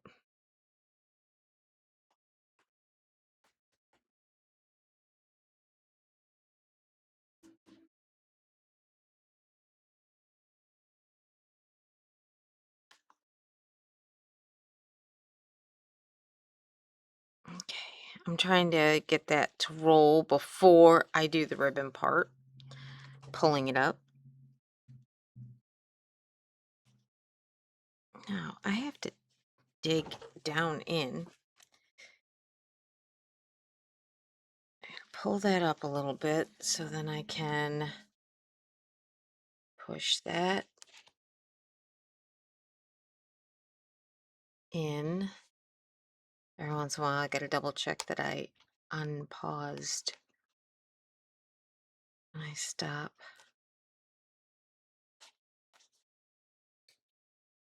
And roll. There we go.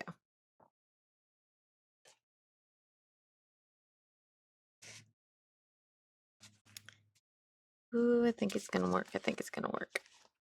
So let's get that pin set in. Like that.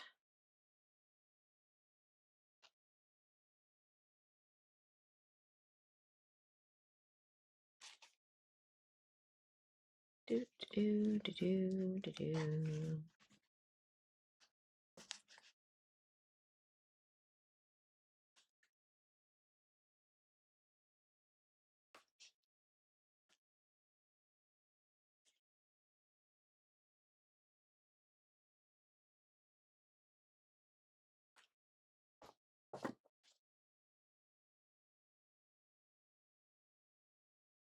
Ooh, gurgly tummy.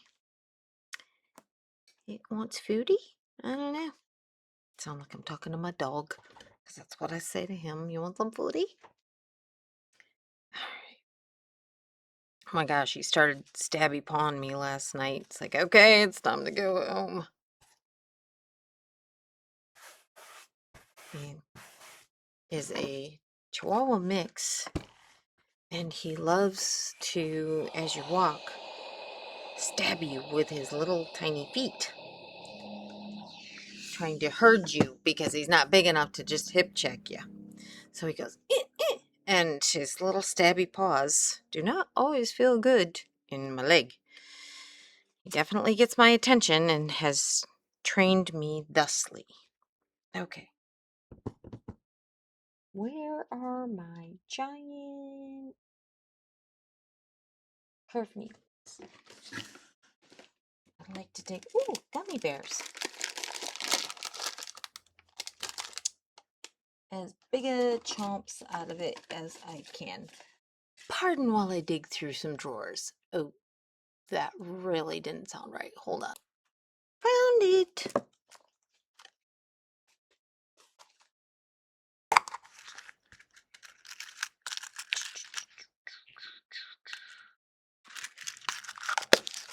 Yes, I use it for everything.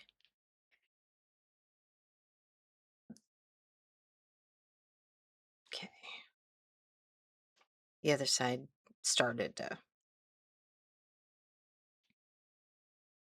push through it. Come on, get in there. Doot.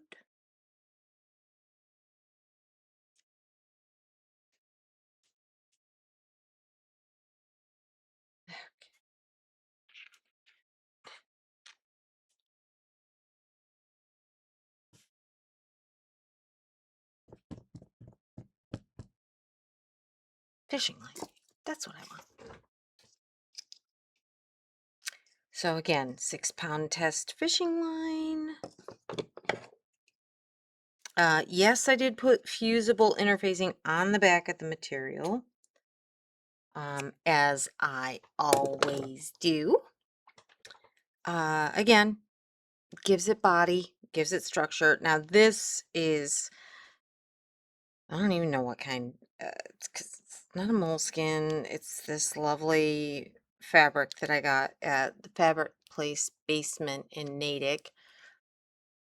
And it's not a twill. It's pretty heavy. That is some pretty garish looking color on screen. I toned down my saturation and it's still an issue. So what are you gonna do? Get better cameras, Kelly. That's what you're gonna do. You don't care about the color. Well, unless it really makes your eyeballs pop. All right, set my knot, as I always do. Now, so for a while, I used to use a 2.5-inch needle. Now I use a 2-inch needle, and I believe this is a 3-inch.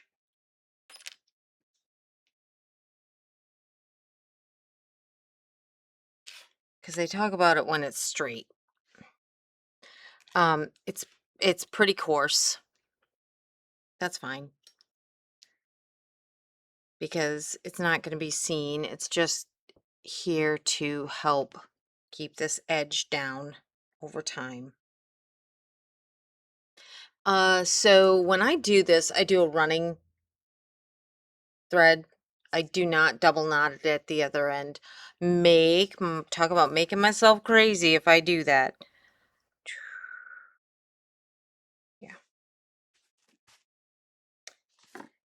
So I start by coming in this. Now, I am not going to go straight to the end with this. because the bulk of this needle is quite thick, and this is just to help me tack it down. I will use a fine needle there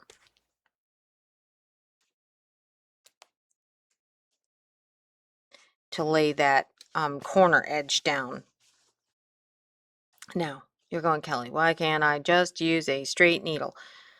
You can, I guess, but it's gotten to the point where I can't even use a straight needle anymore when I am just sewing much of anything. I should amend that slightly. I do use a straight needle now.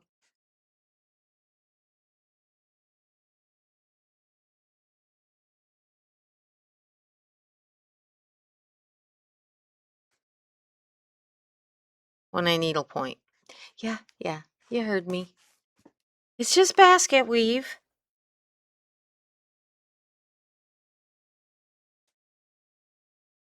I'm not into any fancy stitches yet.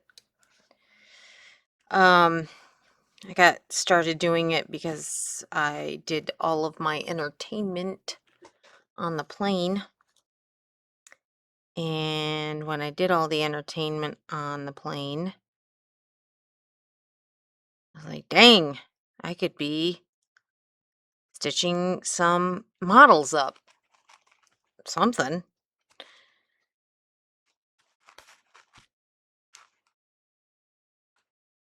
Because nobody, because of screens on the back of people's seats, it's like nobody opens the window. So it's kind of hard to draw. And the last flight I was on had a little bit of turbulence. So I was having issues with using my mouse on my laptop trying to design things. So I just said, you know what? Might as well learn how to do this. And actually, how it came about was because also I was struggling with one of my designs, and just like I can't read this like I want to read it because I made an alphabet up that then has pictures in it, and you don't see the lettering right away. And I've been trying to figure out how to make the letters as visible as everything else. I am running this through the edge of the canvas that has been darted. I'm trying to keep it right at the edge. There's no glue there, so there was glue at the corner because, I had to try to pull that through.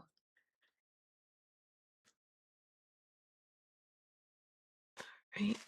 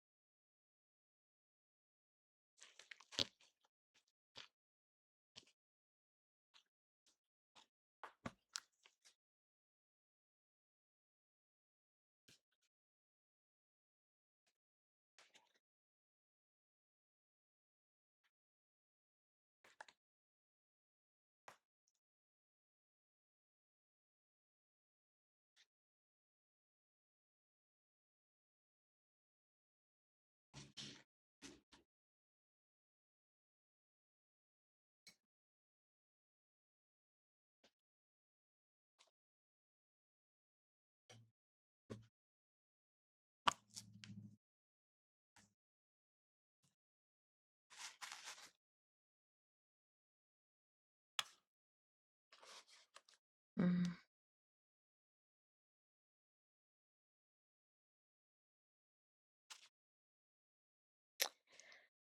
Okay.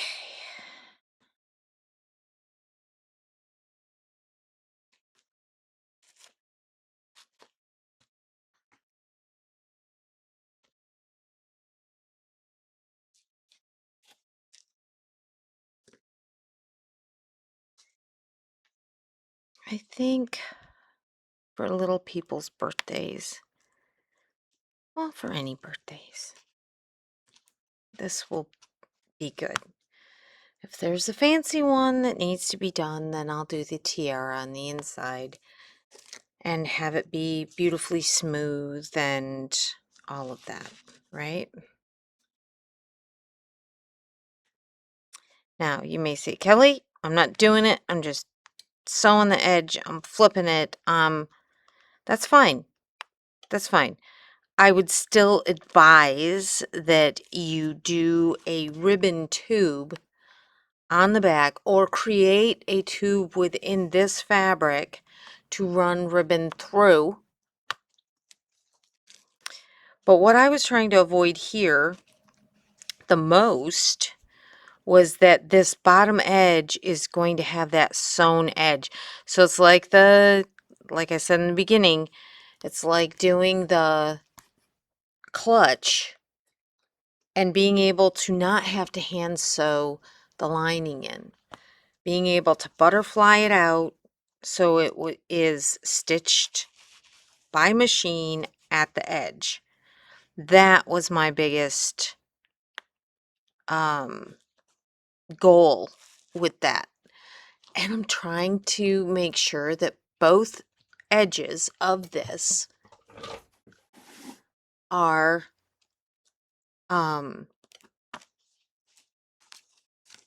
sewn with the machine, basically. So, looking at how we make hats, that's part of the whole tube thing. I also did a bow by the collection that I had made 3-dimensionally, and I have another one of those to do. So I might be able to do a video on that to show you how I made it multidimensional in each area. Because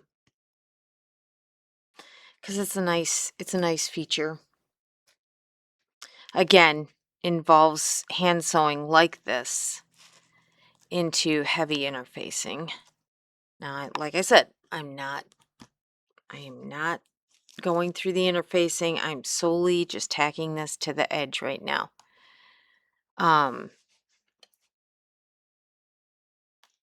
But anyway, I digress. Squirrel moment as I'm approaching the end.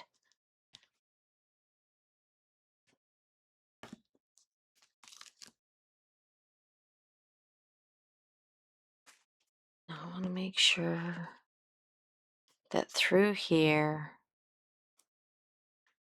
all of the bits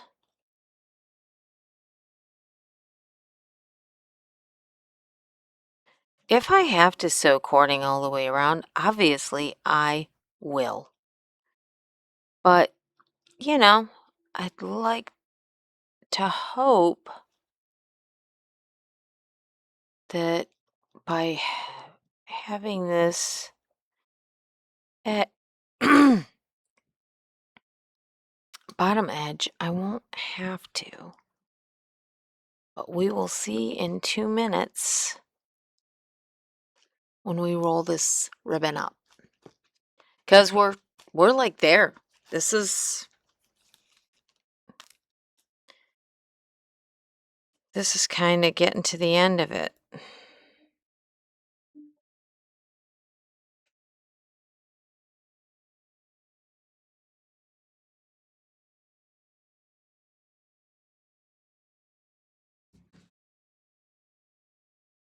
Now, just a short one. And then we come back, flip it around. So we got a little pucker there because when we turned it, I think that's why. Now I'm gonna put in this way, like this. There we go. One thing I have found that when you stitch this ribbon, it is very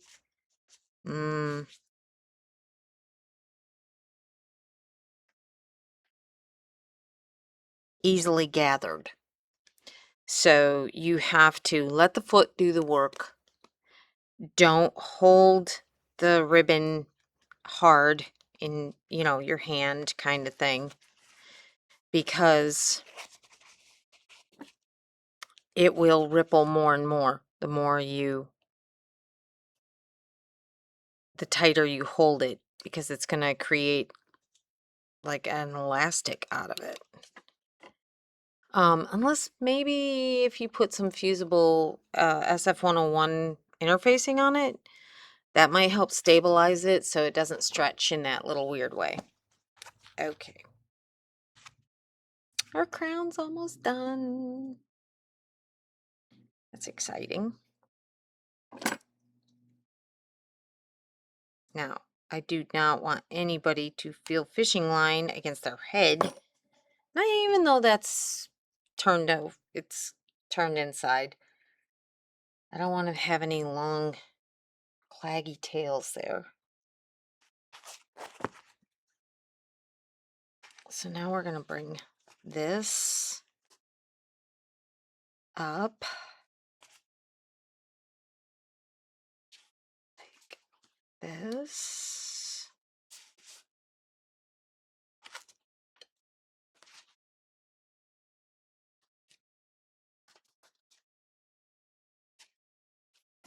I'm looking. Look at that. Nice, nice edge. I'm happy. I'm very happy. It's slightly bulky, but I'd rather have it be a little bit bulky and have some safeguards. But that's just me. The person whose crown this is might go, I find this unacceptable. Unacceptable! I need a staff or a wand or something. Unacceptable. All right. So now I'm going to pin it.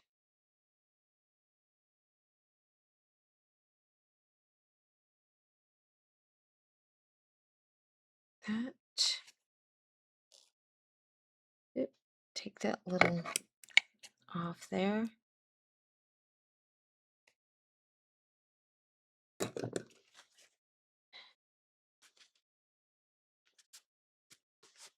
Now, I know, the pinks don't quite match, but I did the best I could.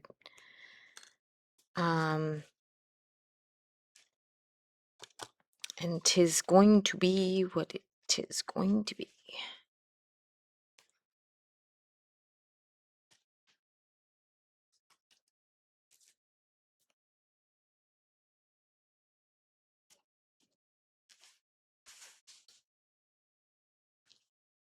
And yes, my ribbon.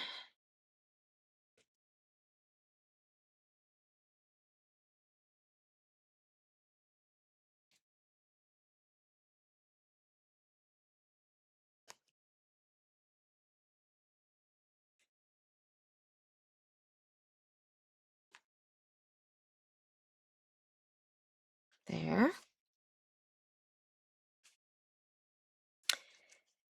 Now, it does have that nice little curve to it. Inward. We're gonna pull this and roll some of that, a little more of that fabric in. It is going to do a little buckling. It's just nothing I can do about that. Except put a tiara in it. I was so worried that Claire's was going out of business. I grabbed two while I was in there. And now it's like, I guess I'm just going to have to wear them around every once in a while for entertainment purposes to make myself happy. Feel like a princess. I don't know. Some of those princess stories, they don't always work out very well. At least not in Grimm's.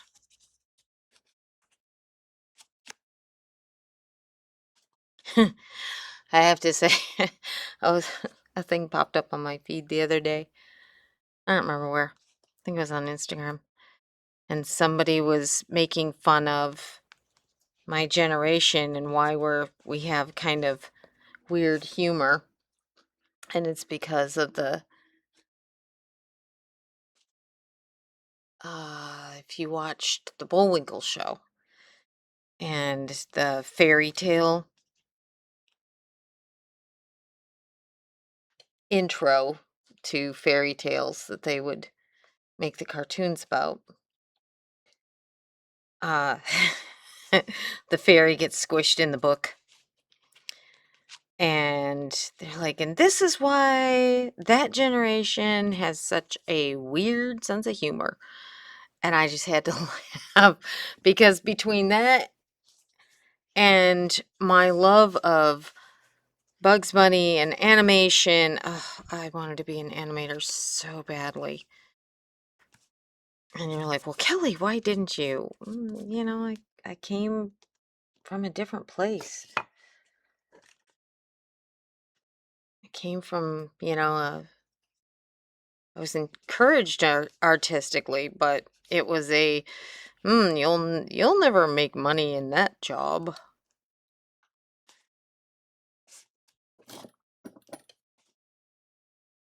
And so you kind of looked for things that would.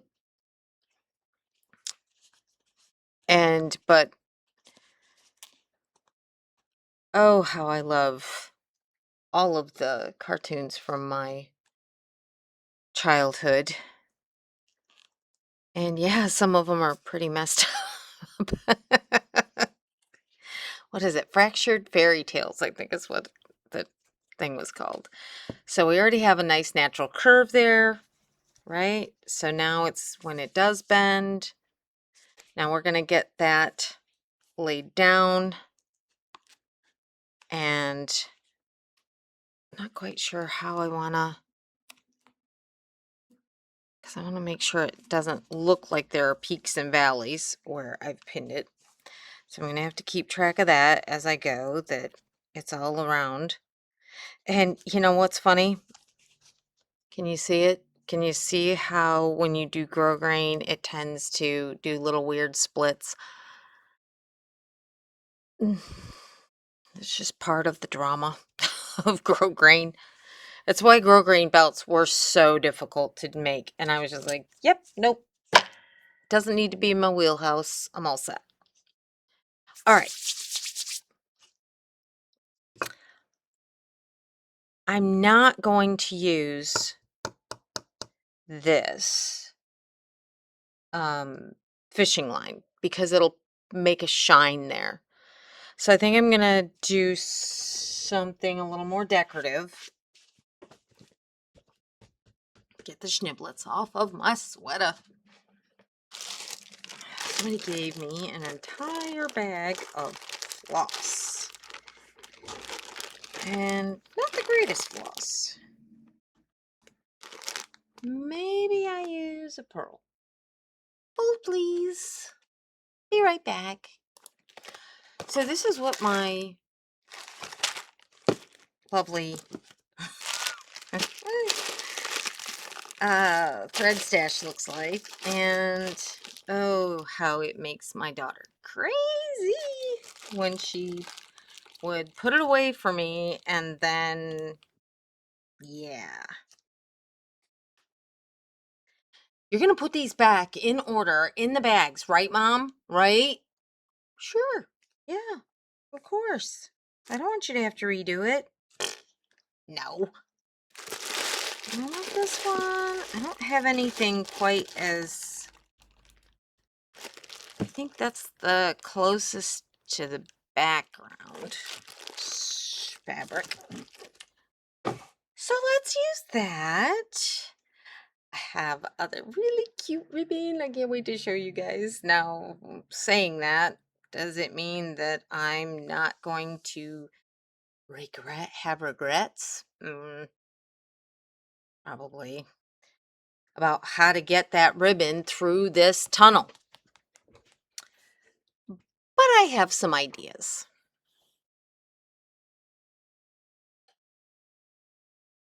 Involves my favorite tool.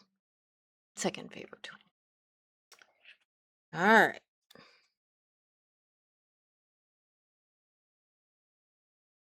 I love it when we're close to done, dun, dun, dun, dun, dun, dun, dun. And I love it when a plan comes together. So when you are doing basting, when you're doing a rug, okay, you have to kind of do the same thing as we just did here. And well, I mean, you don't have to, but you should. And oh, criminally, ugh.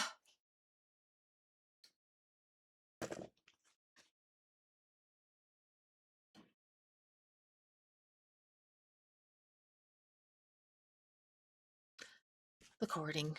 I'm not as close to done as I thought. Rats!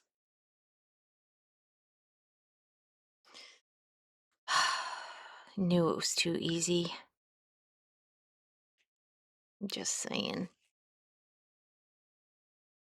Now I'll probably have to change thread partway through. I don't care.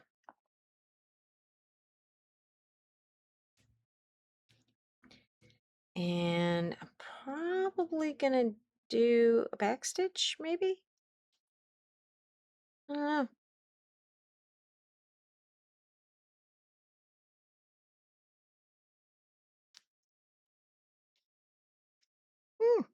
It's hard to tie my knots with this rubber gripper. So when we're going through this, I want to grab into the interior canvas. So herein lies the rub. I am so glad I didn't stitch down those corners yet, because I'm going to have to begin and end my cording there. And then I also have to figure out, I think I should be able to use my cording. I really hate not having a nice gold. I wish I knew which gold they used on this. All right, so I start the opposite way underneath. Okay, I'm going to try to do it down in, just like I said I was. Bring it up.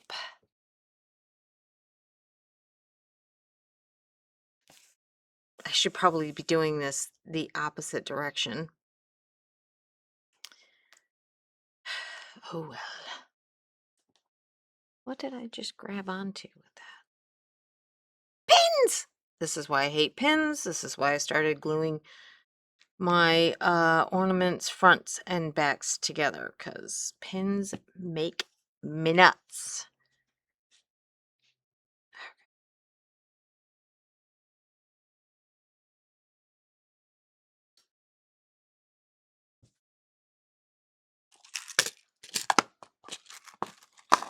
I am putting a support piece under the opposite end. And I'm actually going to have to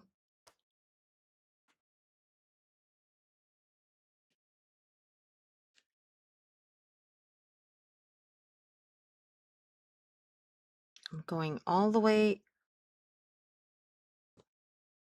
up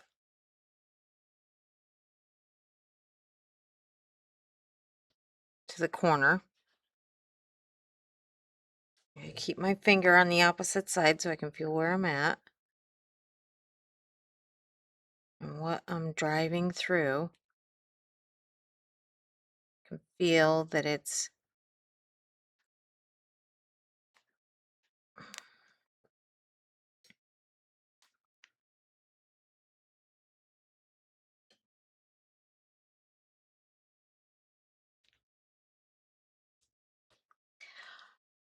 I totally think you could do this with, I gotta find my other curved needle. Hold on. You know what's really hilarious? They were all right in my tomato next to me.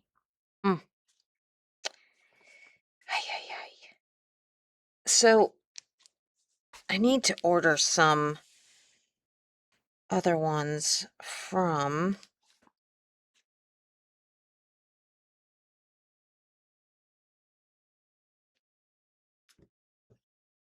Tiny Scissors from this other place. Curve needles. Because I do not love this shape. I want the U shape where it curves more. Okay. And I just can't find them anymore without them being so thick. The gauge is so thick. So this one's a little bit better, but look at the thickness of that gauge. Forget it. This is obviously not going to be a big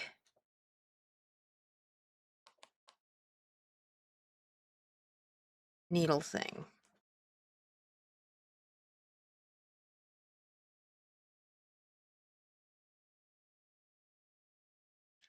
That also doesn't help because it's way the heck past.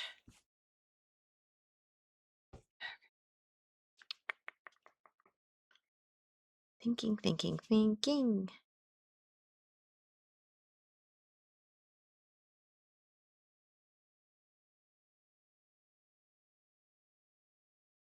Hmm.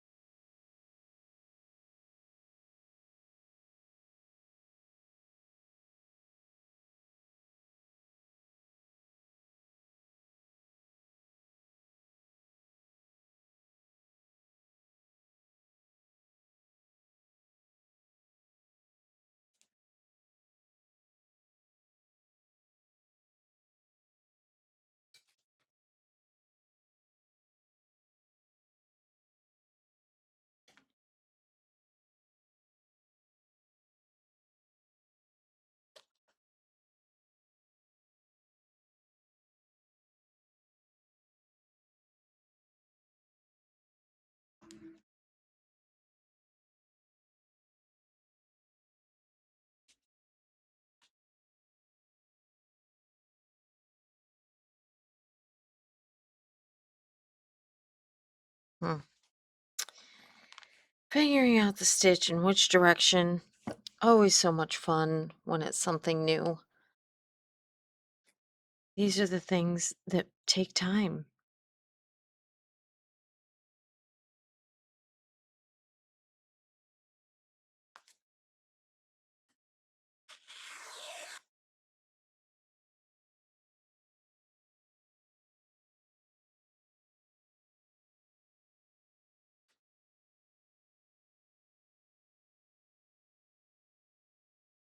Then you grab that and it doesn't come out right. Yeah. The struggle is real.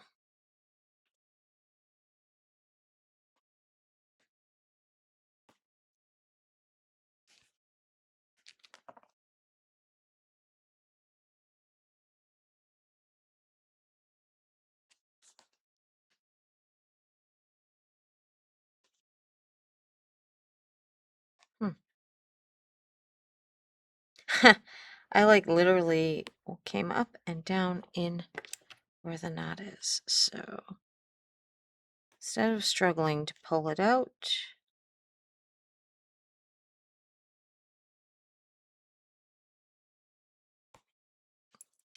junky scissors.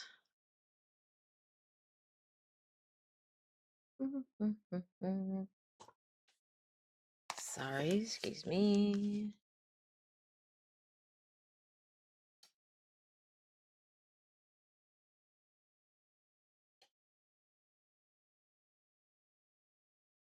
Okay.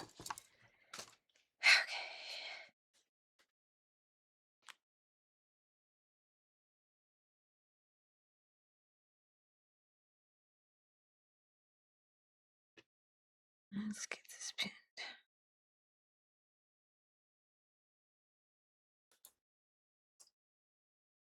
So I think I'm going to switch up to a different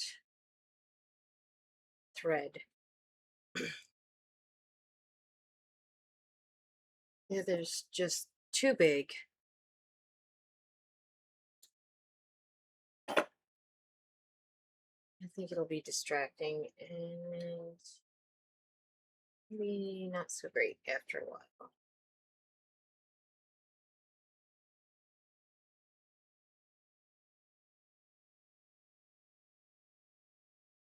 Goodness, there, finally.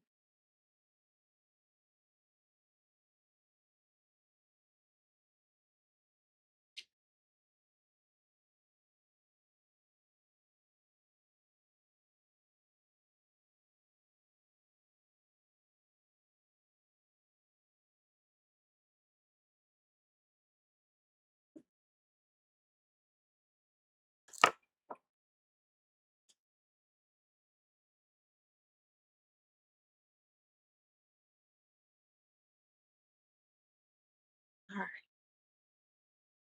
Wow, that camera's really high up.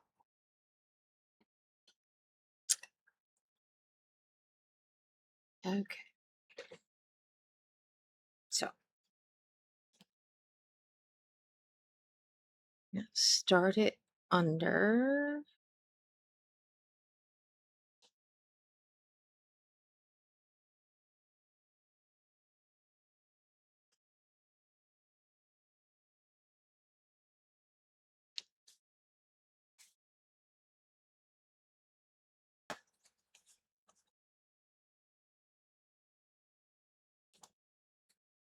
Okay.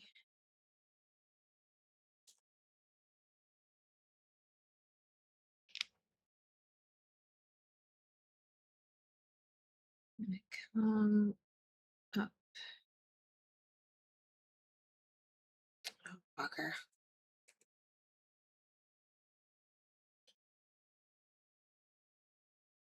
There we go.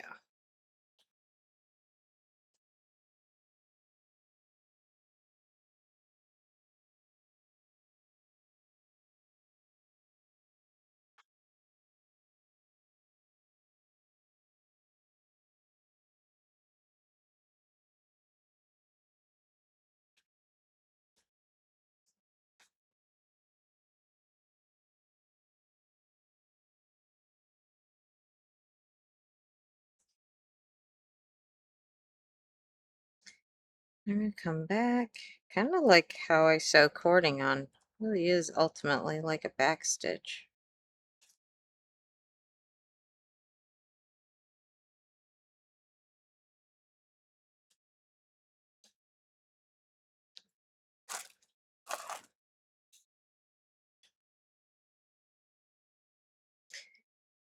I could have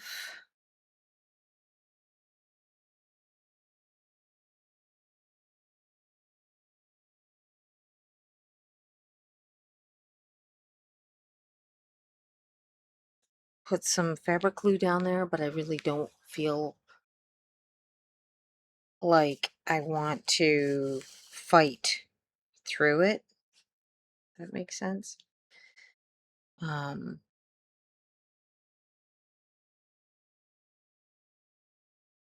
so what I'm gonna do is I'm gonna come along here, do my grab, and my pull. Then I'm going to come back the other way and do it again to reinforce it. So the key is don't pull too hard, and because otherwise you're going to get little pull duties there, which hate that, but that's grosgrain for you.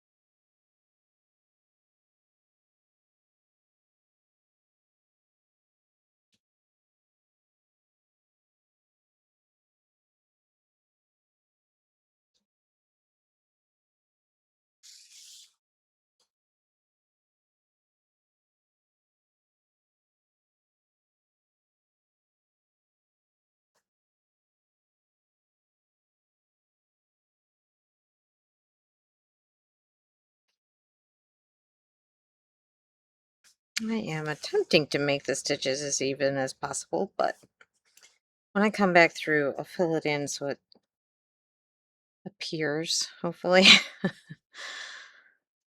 like I did a little bit better than I did.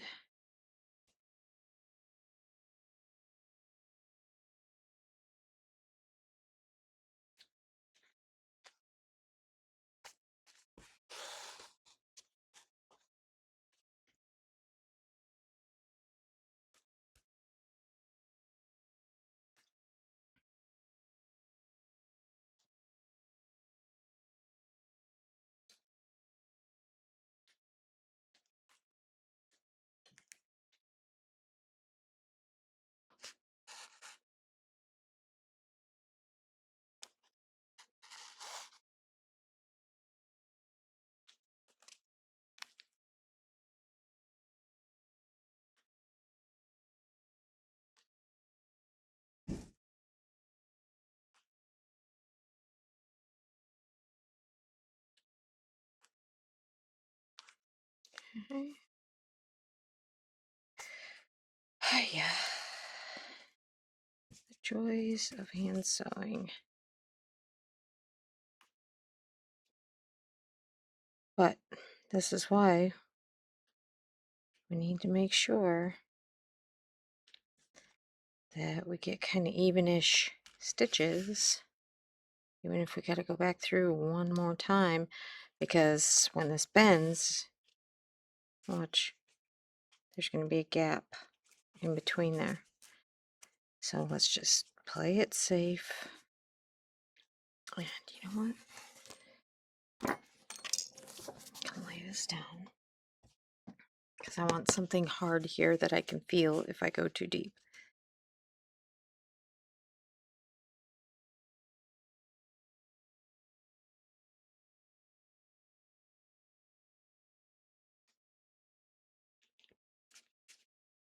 Okay. My tiara is falling.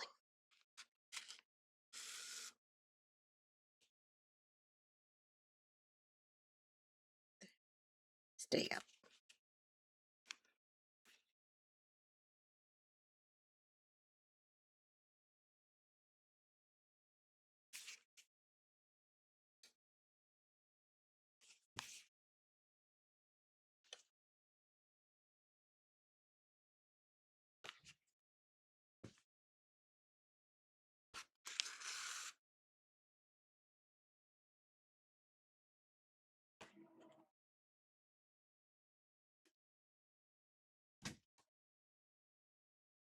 It's the right door?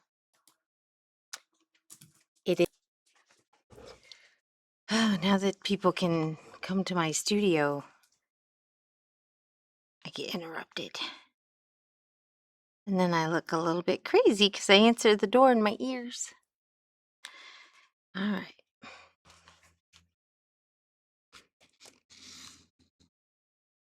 And a tiara today, of course. Of course.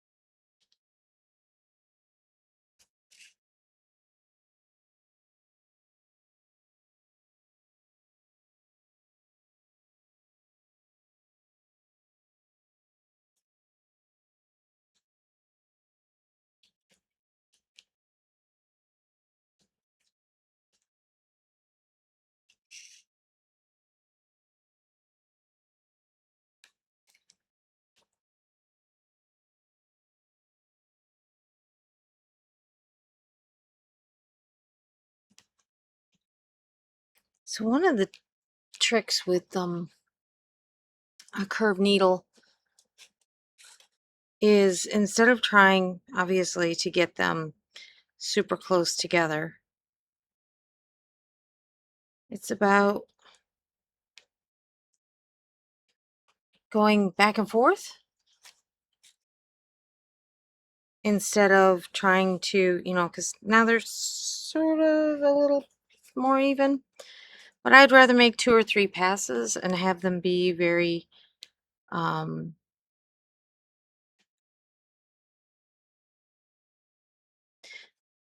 even than to struggle with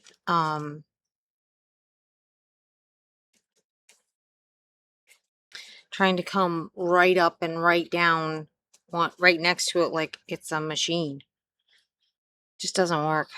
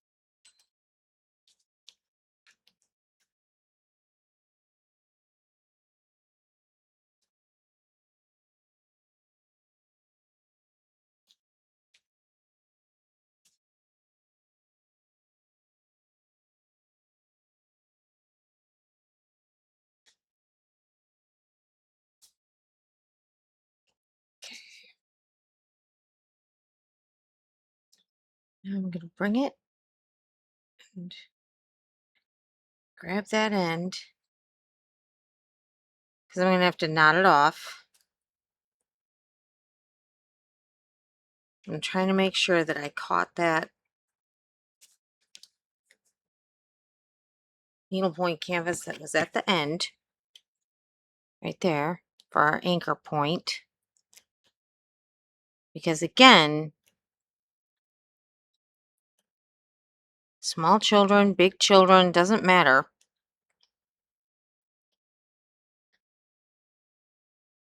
Adults that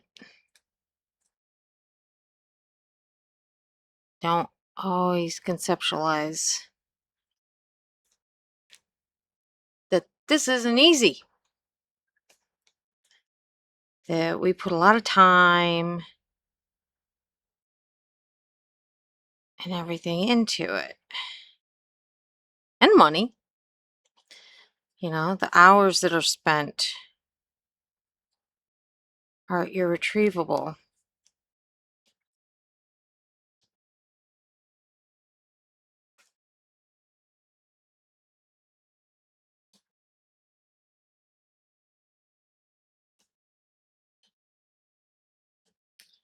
I'm going to come back in.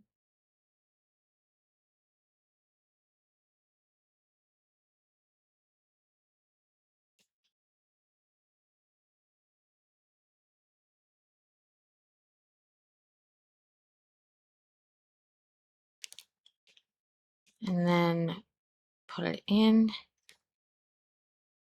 Run it out so there's a nice lead. And cut it off.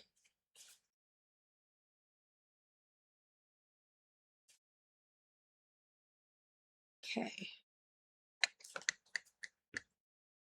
Give it a bit of a pull. All right.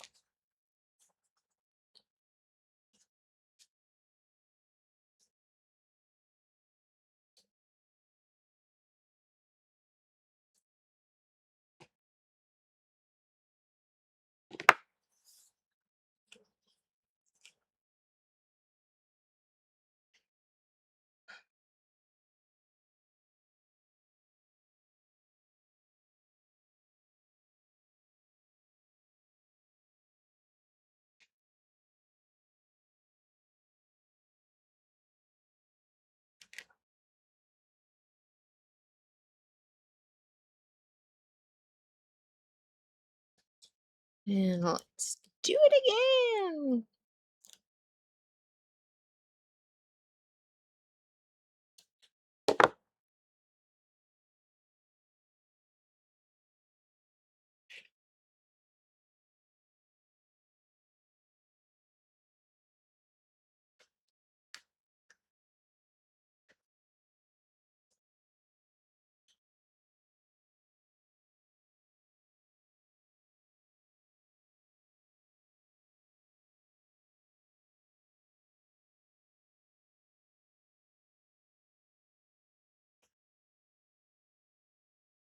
Okay, I'm gonna go in this way.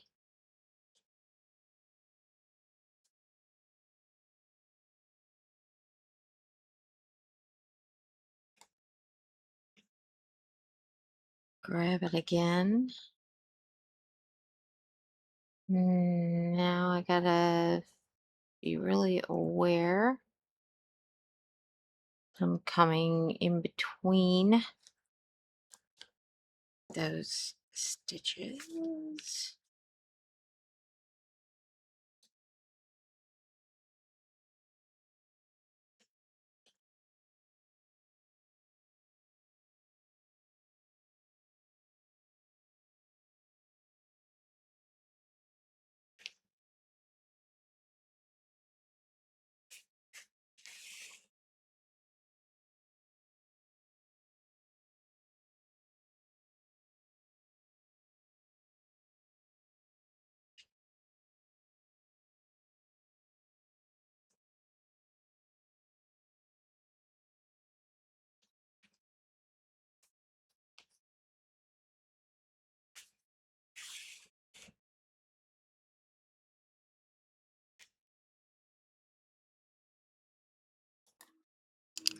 Okay, back at it. Then the phone rings.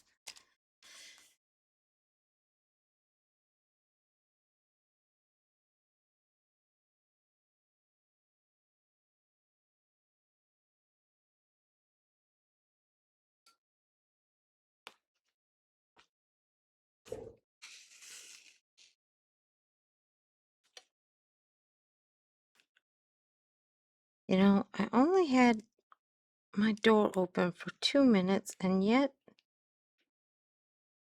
a big, loud, ugly fly is in here buzzing around now. I hate them. There's a 4-H camp right up the street from my studio, and the other day this young man came by, and he is working there for the summer, and he is Irish. Oh, excuse me, British. He's from Sheffield, and he was so funny because he goes, "You guys have a lot more nature here." I went, "Okay, what's that supposed to mean?" And he goes, "The bugs you have, and the all the different trees you have, and plants, and I'm just going." And he's stopped in and was talking to me because number one, the bakery was closed, and he was there to get breakfast. It's July 4th weekend, and then he's a art student from London, and I was like, "Oh, okay, so we have a lot more."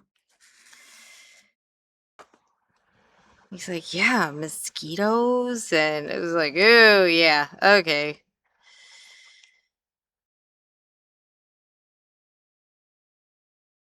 Depending on where you come from, I know the joke is, yes, that's our state bird. Here, I feel like our s- state mascot went from turkeys to ticks.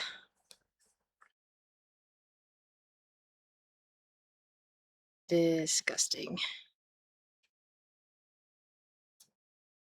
Someone in my class on Long Island, her husband had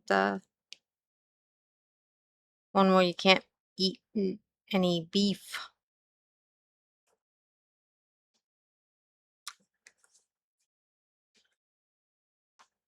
And she was so lovely. She's like, "I just want a burger. I go out to dinner and I just want to be able to eat meat because I won't do it at home because she's nice. She doesn't want to tempt her husband."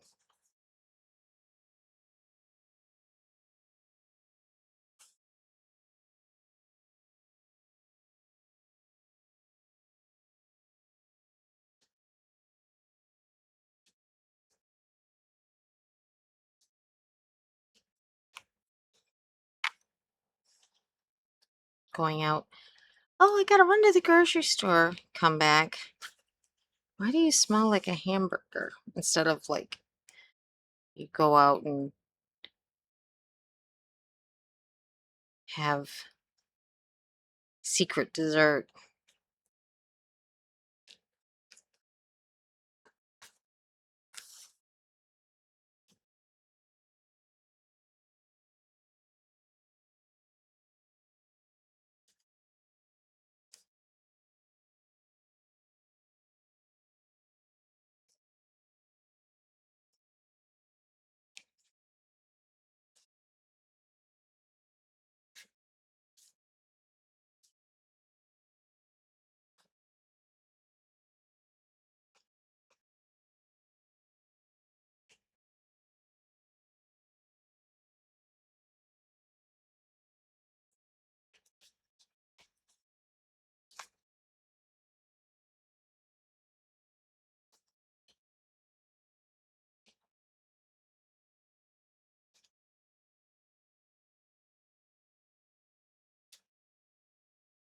Mhm.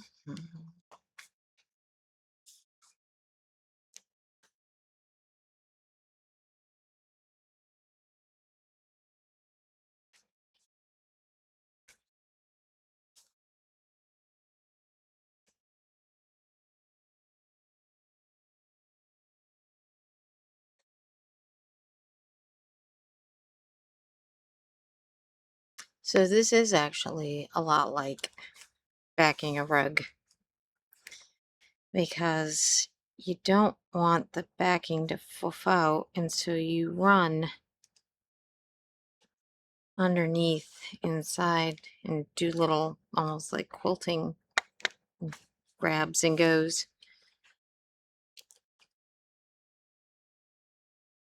So it's kind of similar.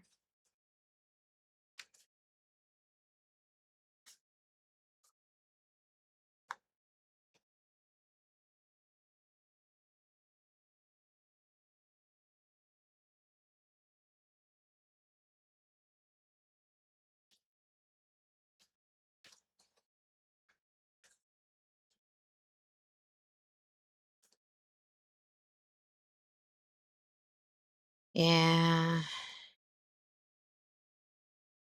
think the next one I do like this, I'm gonna put some stabilizer on the back of the ribbon. I mean, it looks intentional,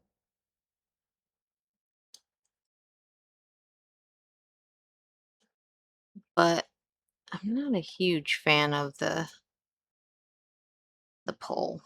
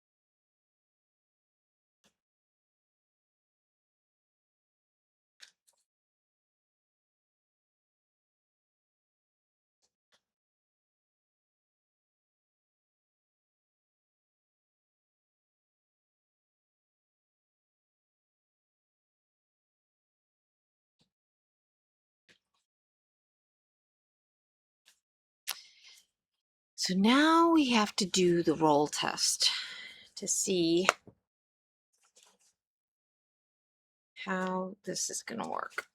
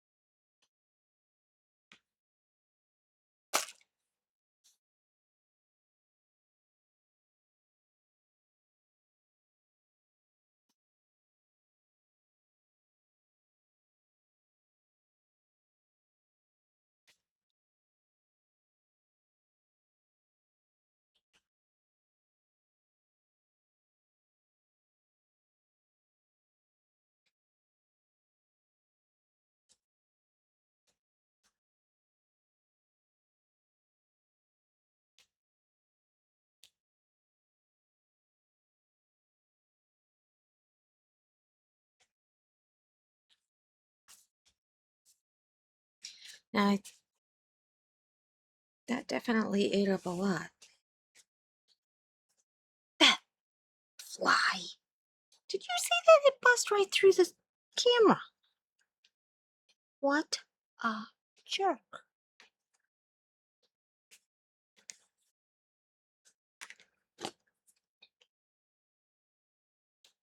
photobomb me. What the heck?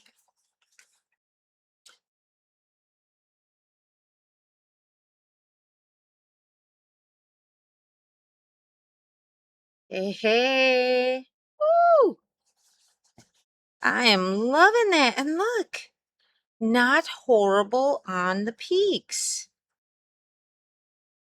And ooh, at that structure. Ooh, ooh. Gotta love the structure.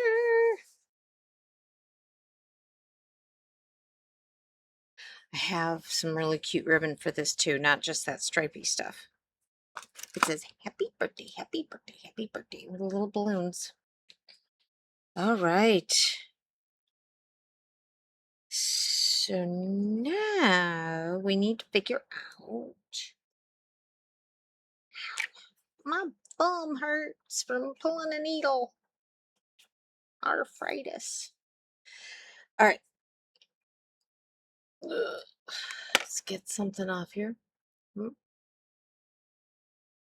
Push it back up a little. So next is cording.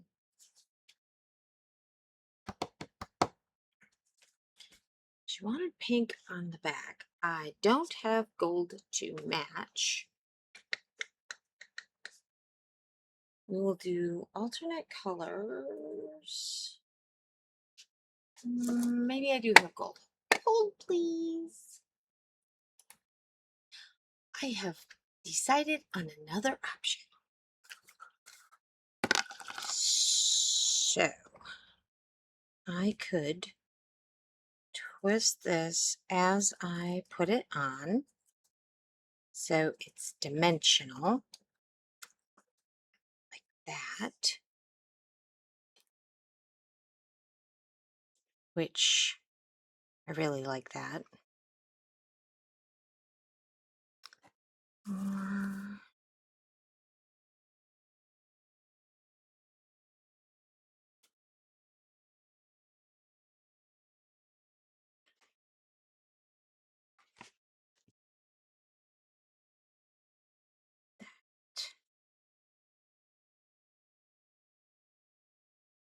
Birthday gold. Okay.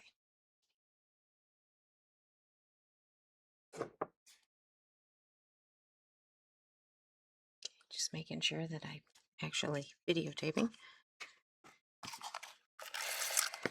Oh, no. Oh, I think there's enough. Gotta go buy more.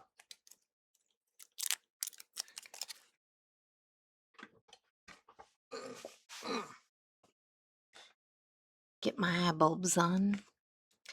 I've got my pack of, so we're gonna do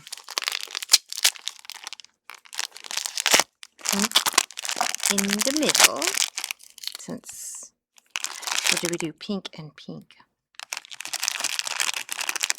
Do gold,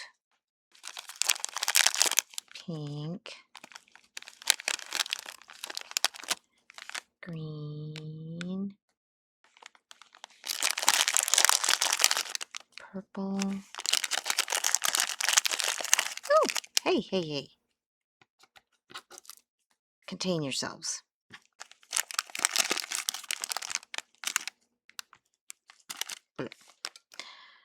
Couldn't find any little fuzzy ones like that that were the correct color. So that's what it's going to be. So we'll put these out like that. Stay organized. Organized. So not organized. Oh, I crack myself up sometimes. We're going to take, I'm going to take that off.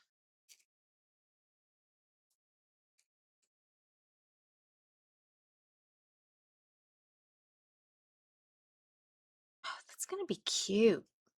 Look how cute that's going to be. I'm excited. Wasn't so excited about courting.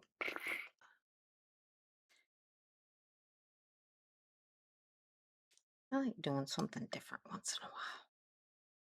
I know you guys don't always know the options. Oh, that could be a really cute trim on an ornament. Oh, I'm gonna have to use it now. Oh, I'm gonna have to use it, use it, use it. So I've done a little preemptive turning. Cheaters on.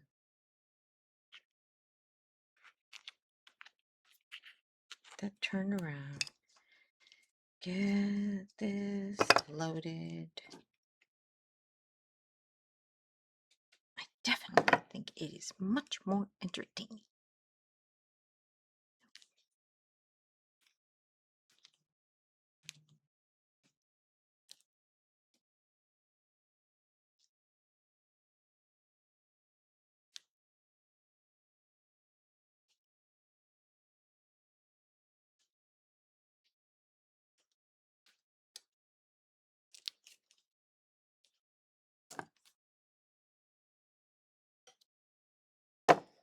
Cute.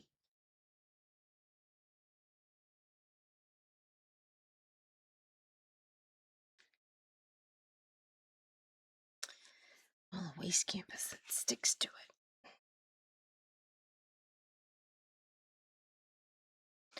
None of it's glue. It's all waste canvas and schniblets from cutting fabric.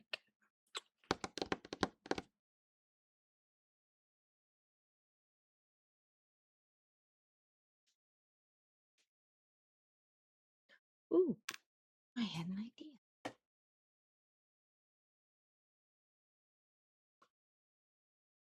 Yeah, I can just put it. I designed something new.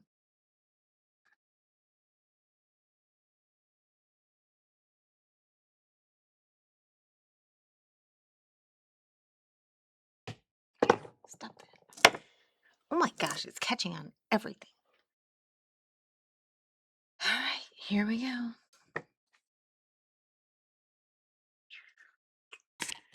Bring it back a little.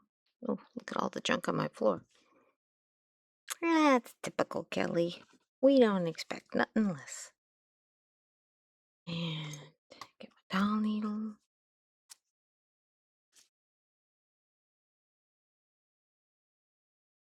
Now, I know. What is it with me and hot glue? Well, I want some stability to this end.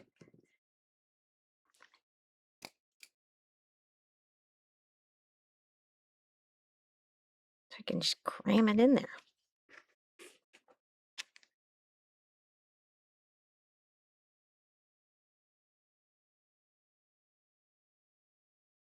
Mm-hmm.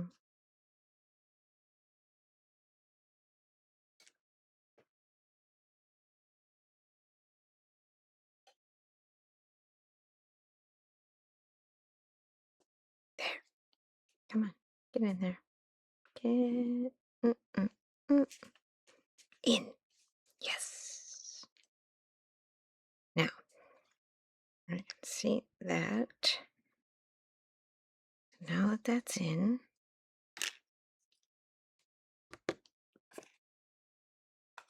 scooch, scooch.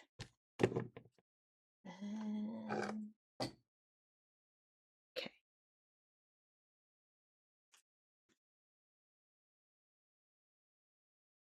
Going to hit in.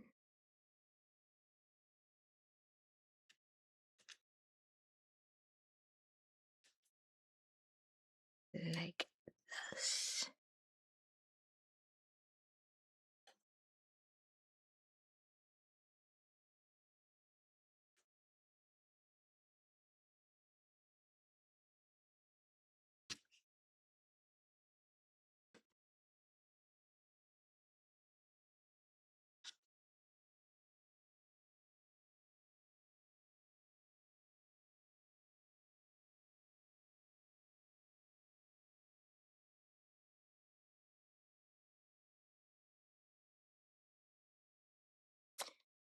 Take my curve Put it into the flat.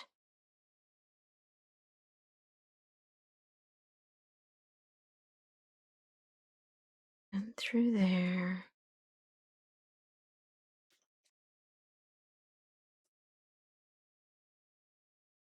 Like that. Okay.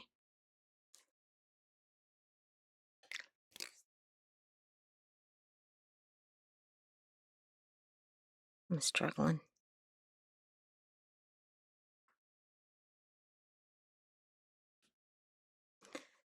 And going to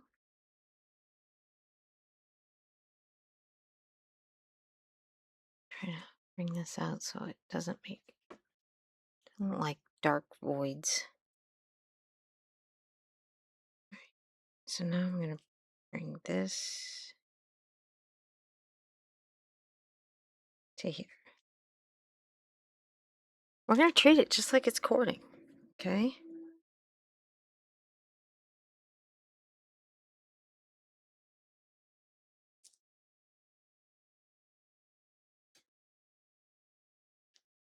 Lay it on. Doing my little back stitch thingy.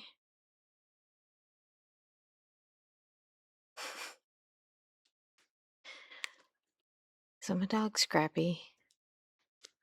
Every once in a while, he's got some sinus issues. Bet doesn't know what it is. Every once in a while, he's napping and he sounds like a cappuccino machine as he kind of wakes up. Not quite snoring, not quite breathing, sleep apnea, I don't know. And I look over at him when he's doing it. And he's got this little wonky face. His eyes are barely open and he's looking around like, who's doing that to me? Poor guy.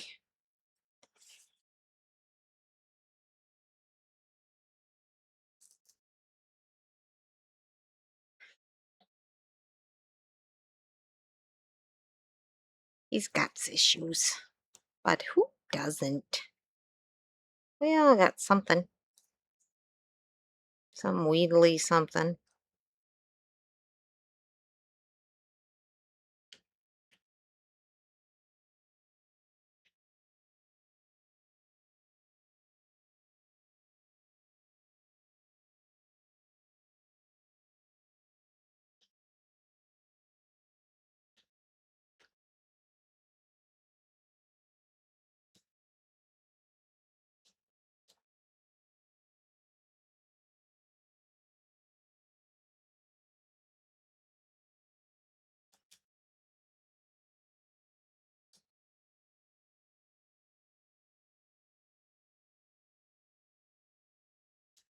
I don't know. I don't know if they'll like the flat trim being. Maybe I should just leave it flat.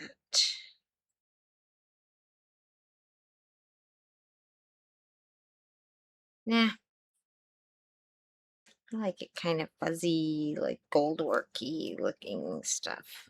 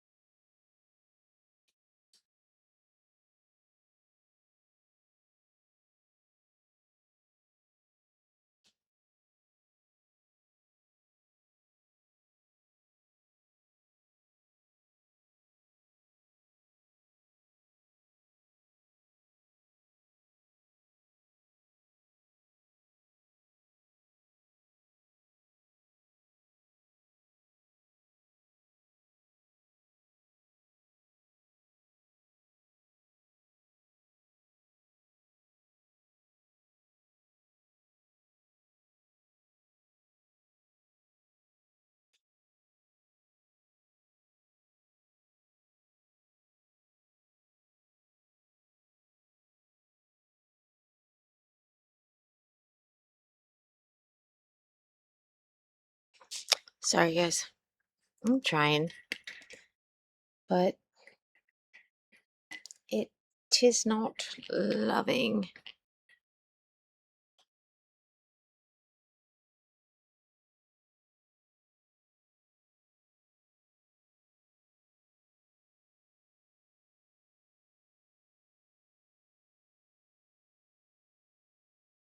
Compressing that and curving it. It's not.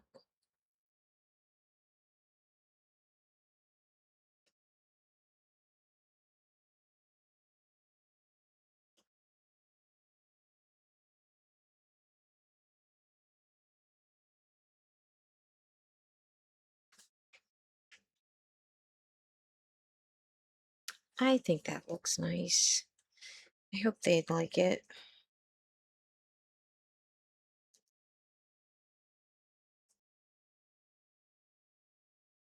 I know that sometimes people uh, ask for kind of finisher's choice, and then they get it back and they're like, really? Doesn't look like much of a choice.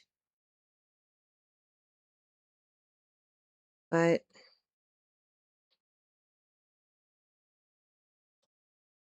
that's why I put on my thing, blow my mind, instead of just finisher's choice. So I know if they want it different and kind of funky.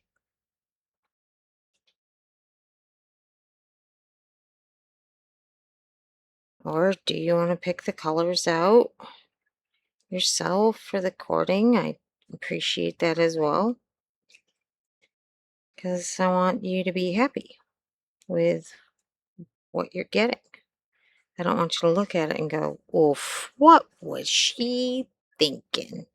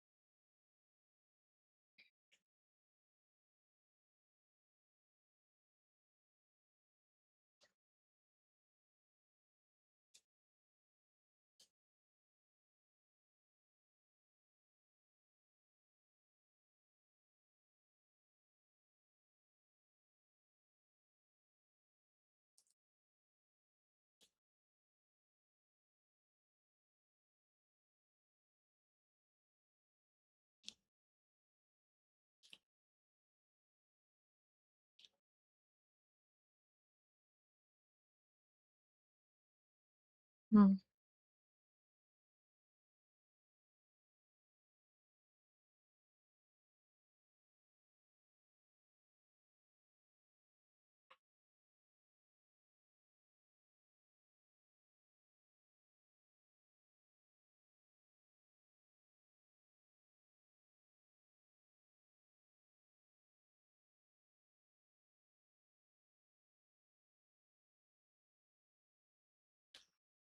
Okay. Now I'm going to knot it off. Mm, Stop that.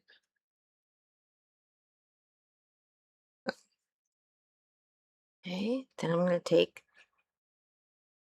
I think it was the green goes here. Stick it right up.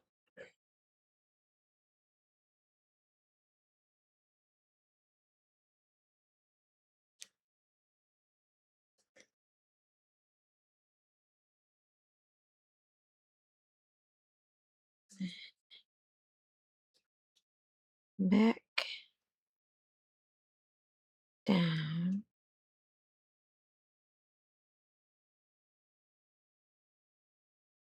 that.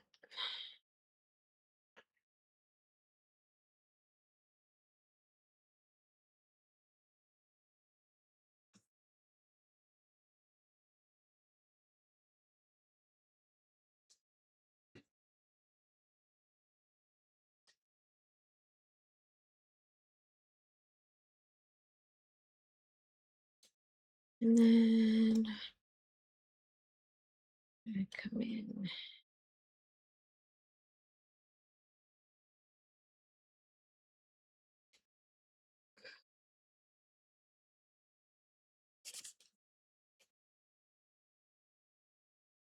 Stop it. There he goes again. The little teapot.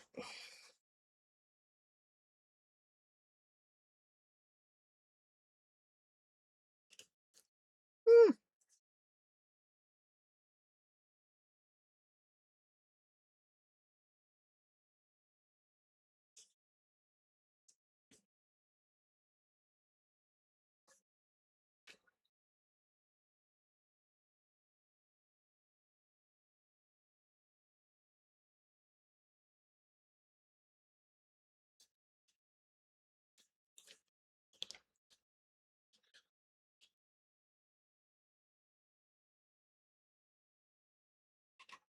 Hey.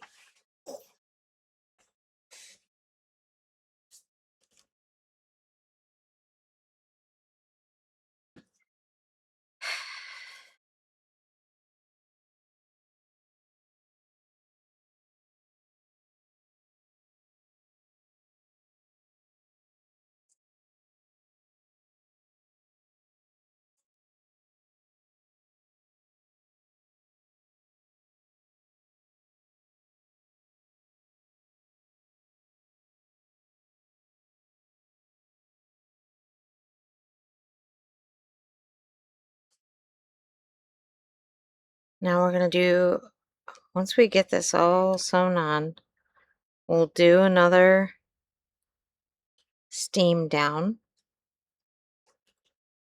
Okay.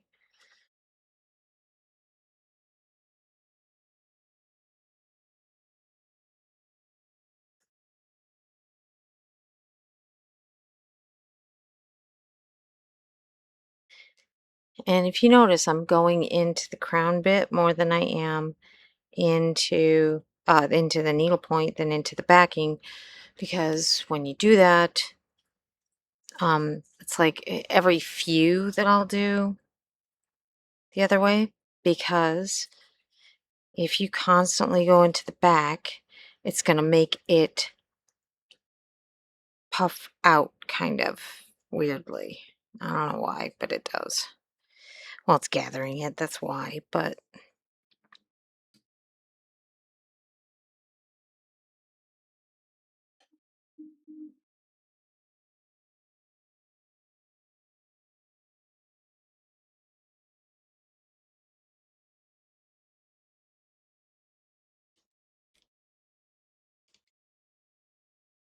mm, mm, mm, off. Get off the poof ball.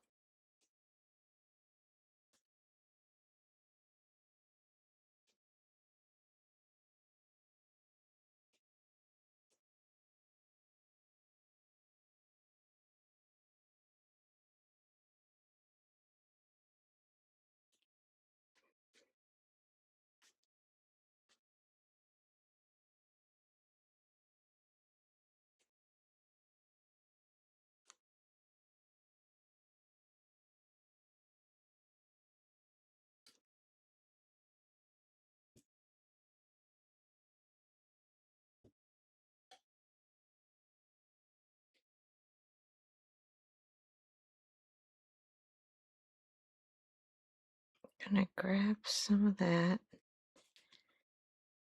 fabric, because see that little bit of white waste canvas there? This is our moment to bury it.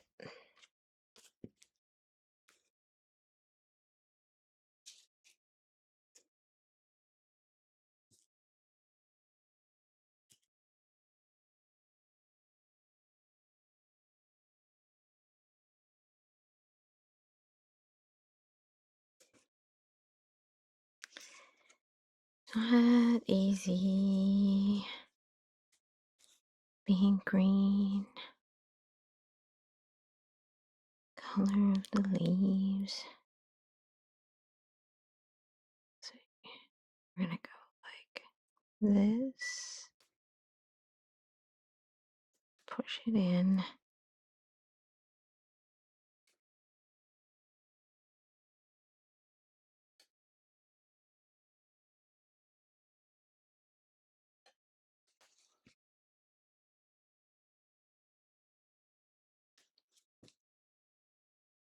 Mm,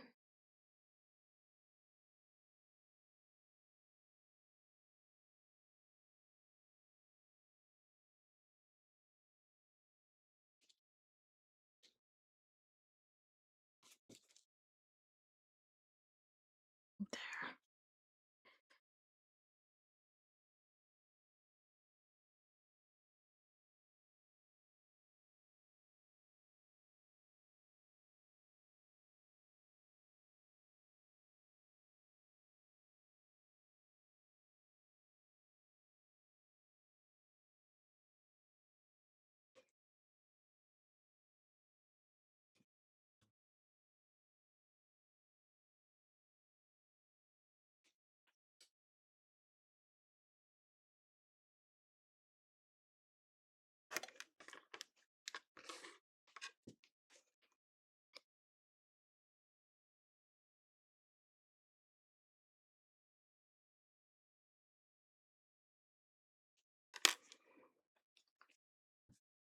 Oh dear. Okay.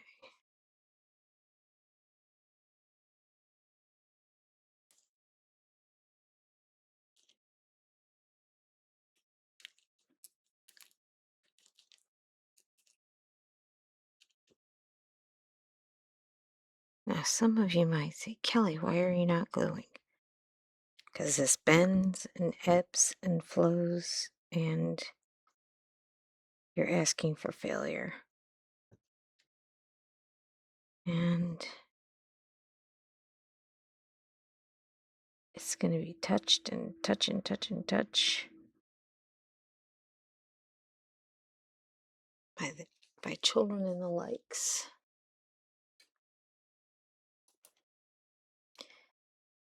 Okay.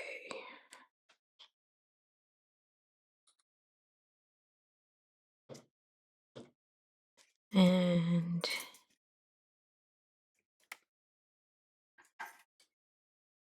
all right.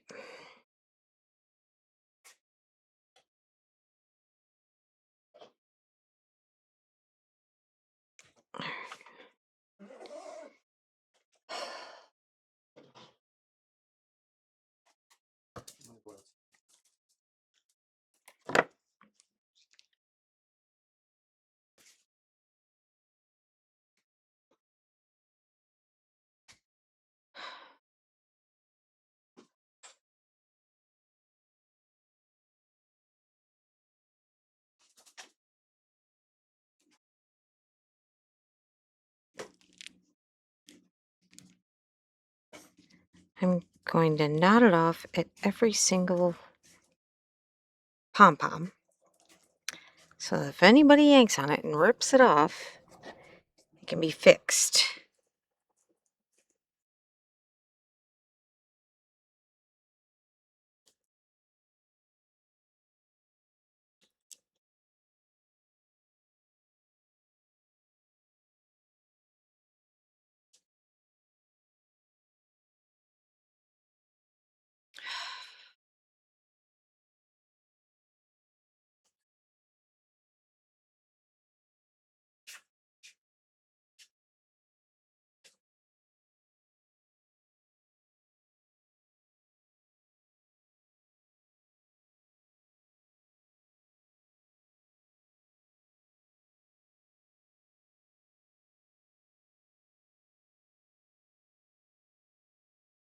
Or I hope it can be fixed. I don't know.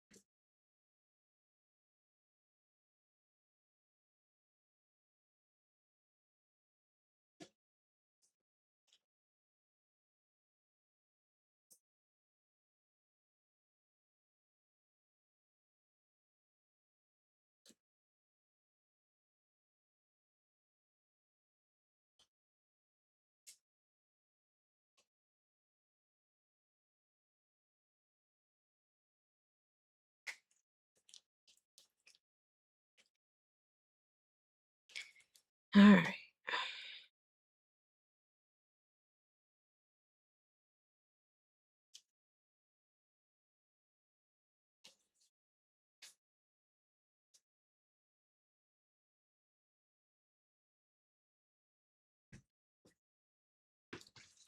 Now, obviously, it is much easier to do just generic.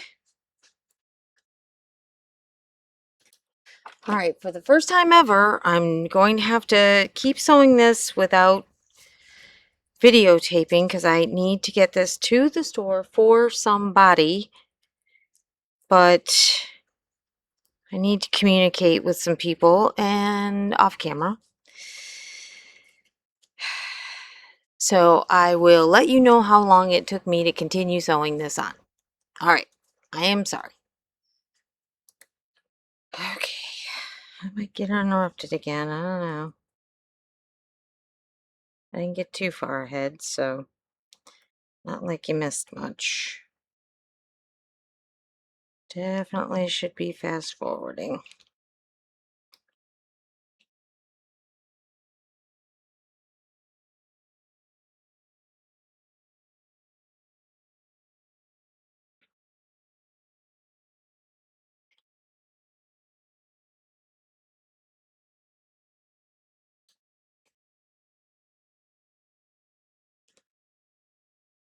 And you know what? I'm going to tie those on after. Because if something does happen,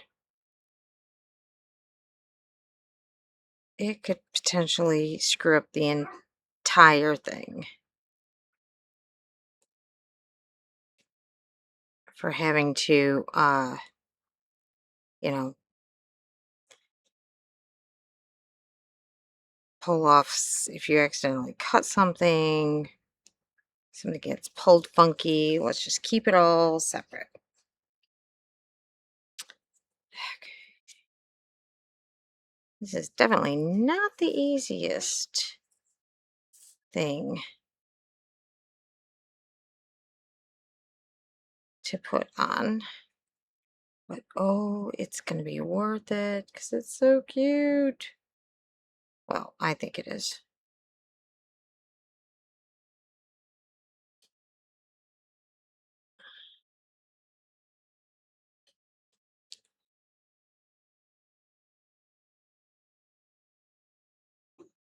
All right.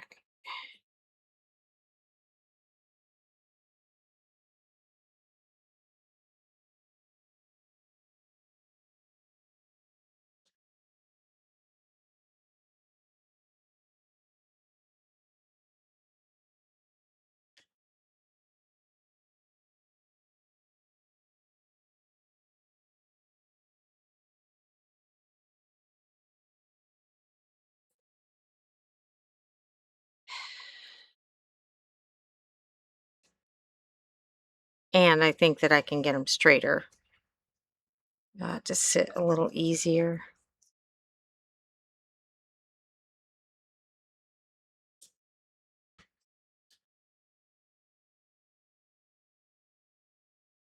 I would do, I would total this just like it was cording.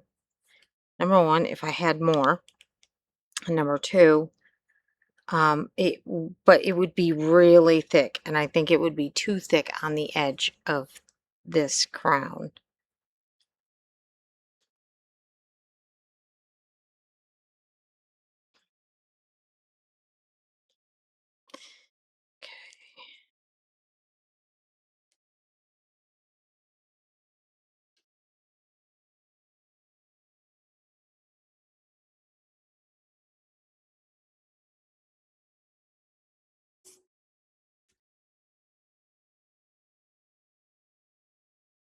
You know what? Now I can't usually do this with regular cording, but I might be able to do it with this. So, because of how I have to turn it when I put regular cording on, I can't pin it in advance. because of how and where my needle comes up, right? But this one,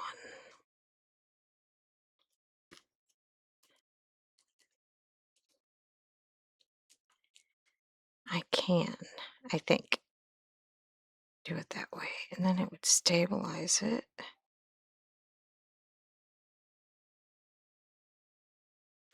Until I get to it.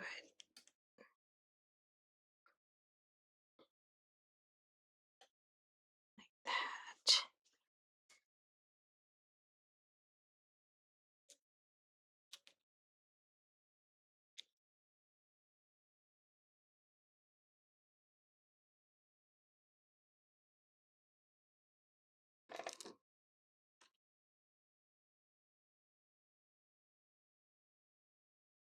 And then that way it'll stay twisted as I work along, instead of me fighting it like I am and making me very, very frustrated.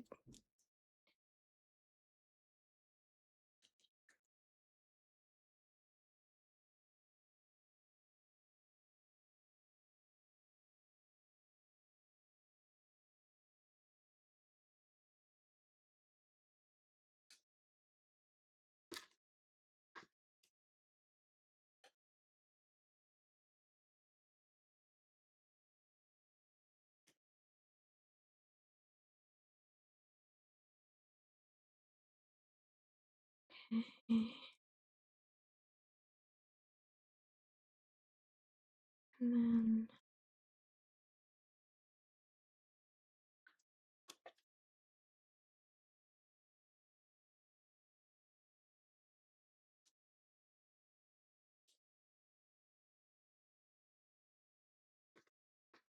then this is the way.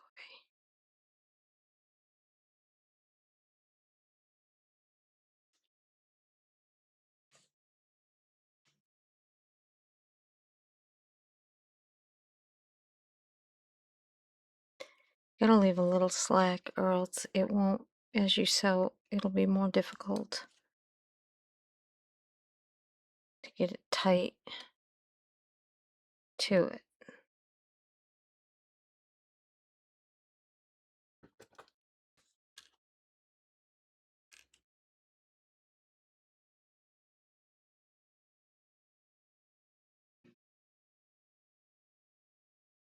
Now I can actually that.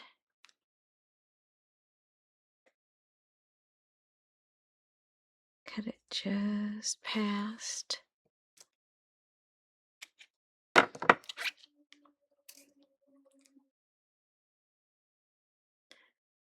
Glue it.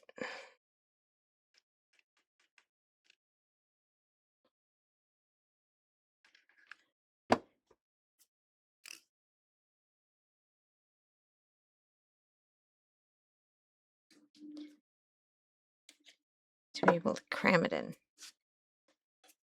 once we get down there. Hoo-ha! Yeah, let's boogie. All right.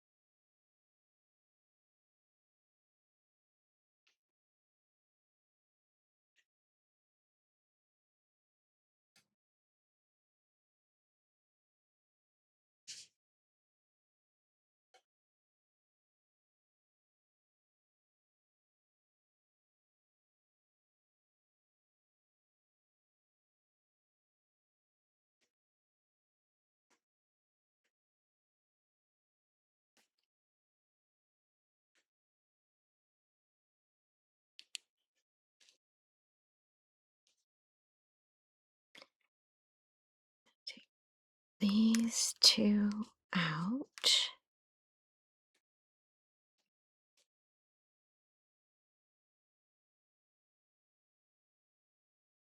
There we go. This down, around.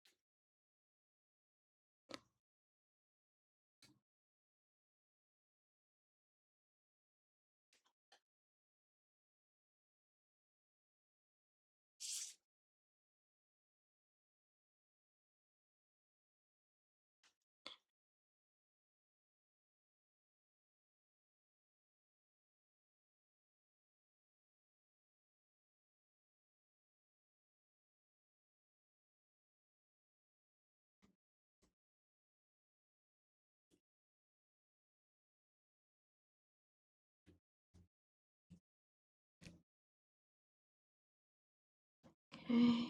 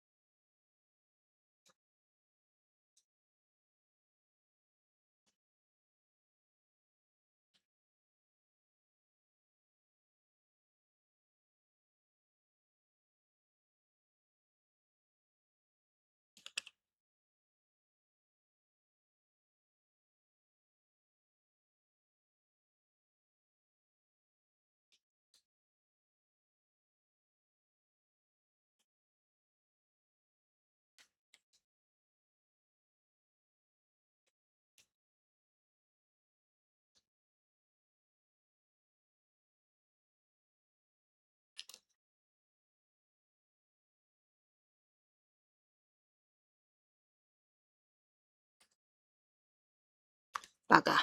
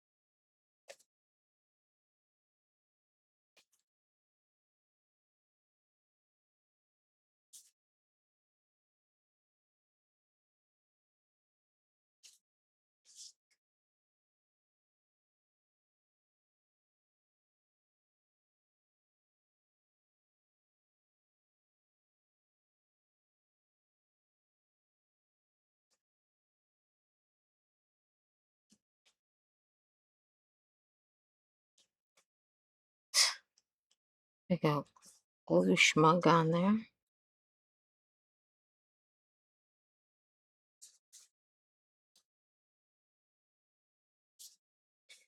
Yeah. Don't look at it, Kelly. Don't look at it.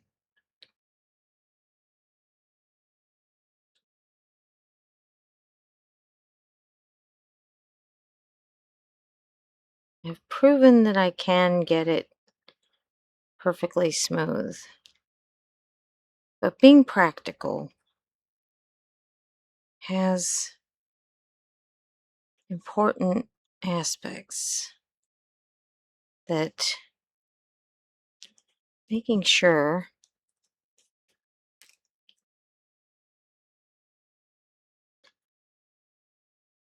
that something that will hopefully be used for many, many years has the ability to not have to come back to a finisher to have a ribbon replaced because it got some chocolate cake on it or something.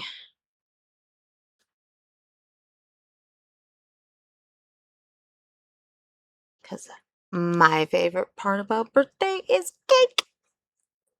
You'd think it'd be presents, but it's cake. Because I love cake, especially birthday cake. I like to celebrate.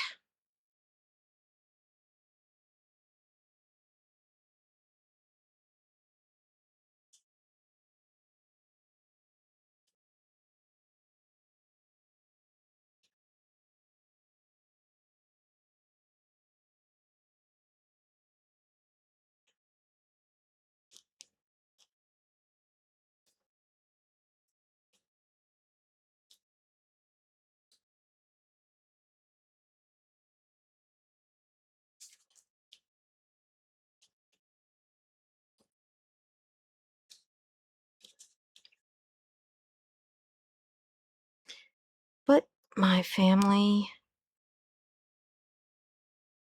were all about the baking.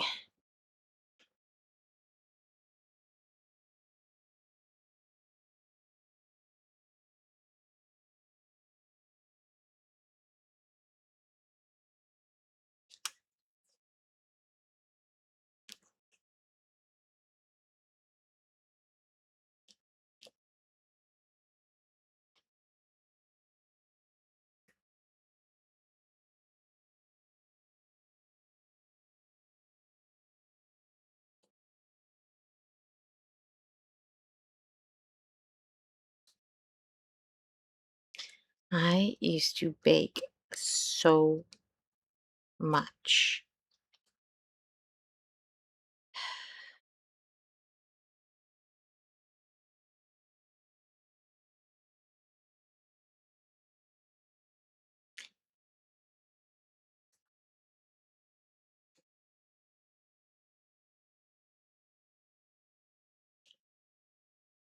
I'm going to end up having to take a trip down to the bakery after this for some tasty baked goods. Been talking about it too much. Okay.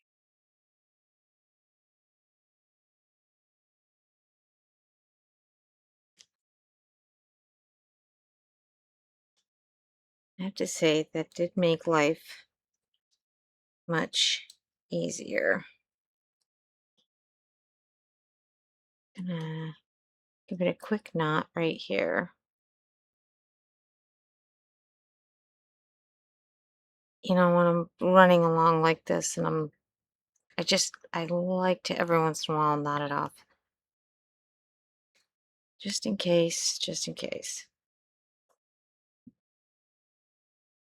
Why just in case? Well, 'cause then if my fishing line breaks up a little as I'm going around this last bit, I don't have to back it off and then come back in.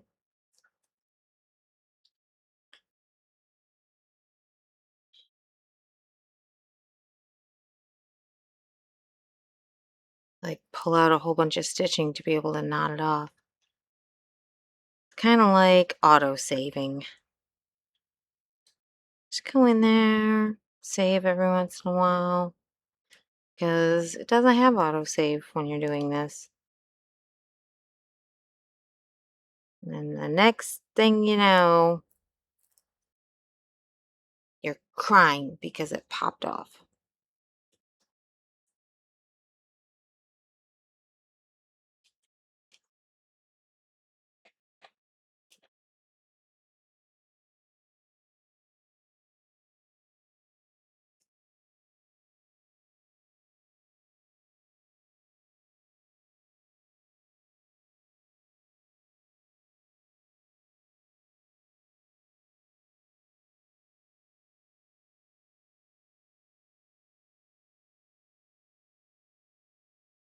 Whew, that just flattened a whole bunch of loops. What did you do, Kelly? What did you do?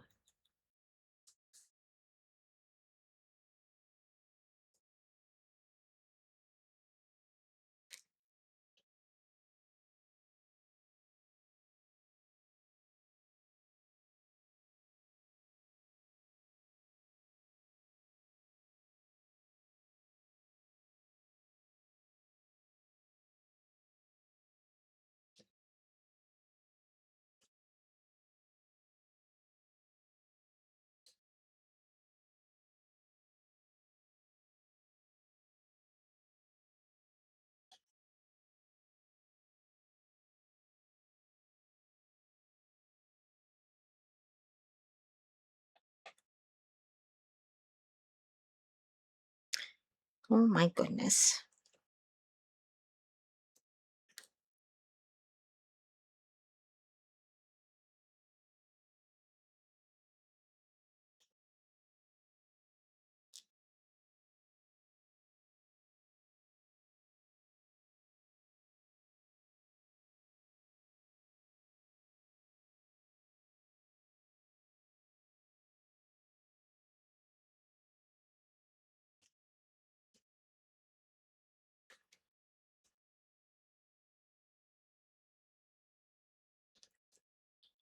Always, always so close to the end.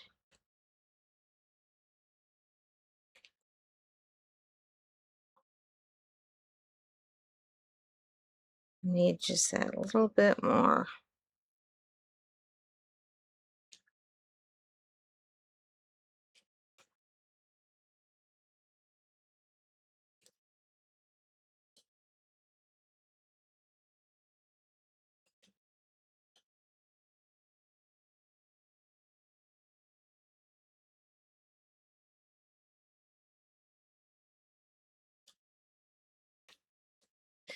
I was about to panic that I accidentally sewed the hole closed.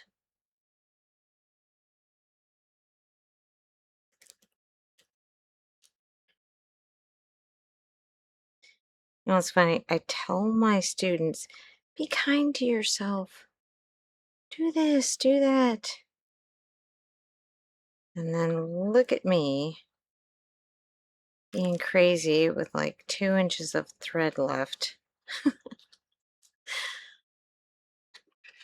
Uh, uh. All right, let's try to stuff this into this tiny, tiny hole. Ah, bugger.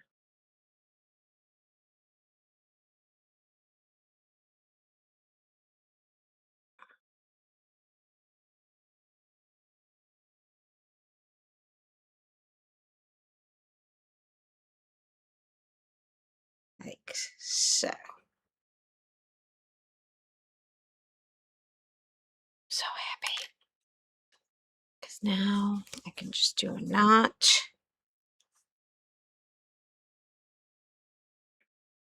right there.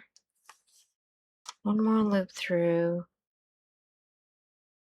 Tie on some things and get this to the store.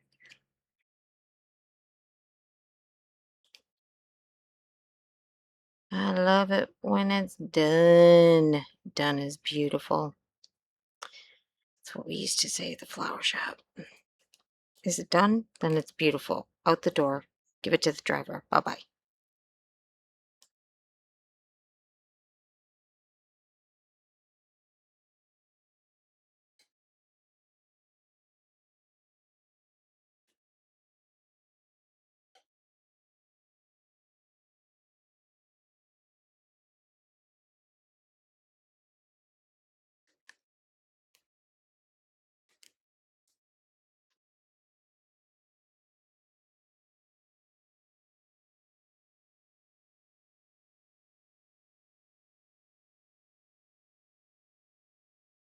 Oh, I'm like trying to put an end in there that is not there.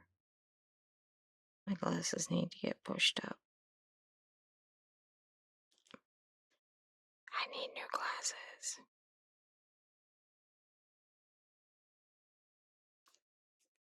On top of everything else.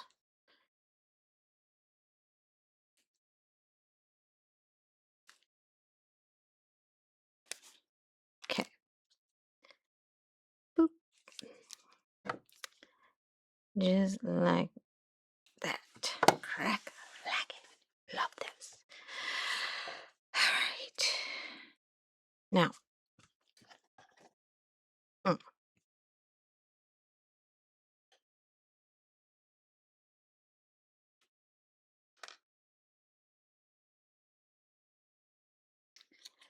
take our little guys. Pink goes in the middle.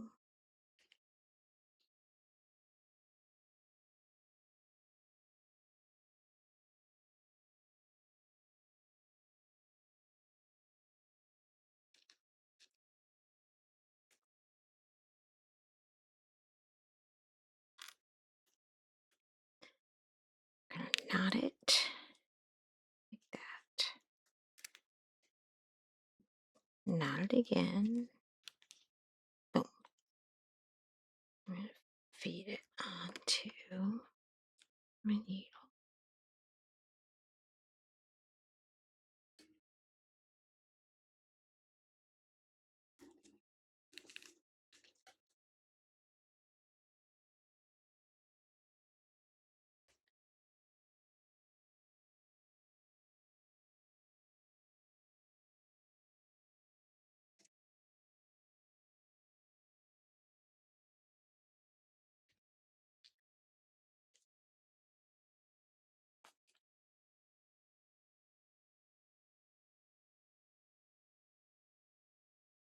Okay.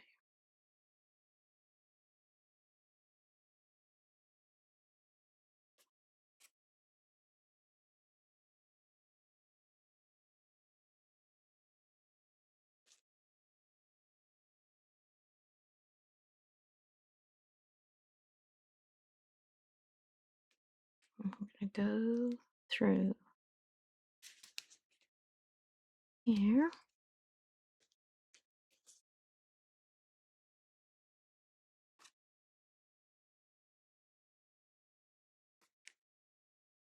I'm gonna go back through the fuzzy butt.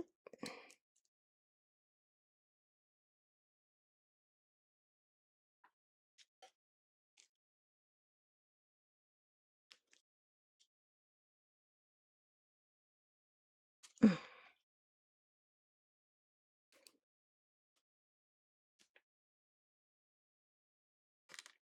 And I'm gonna knot it.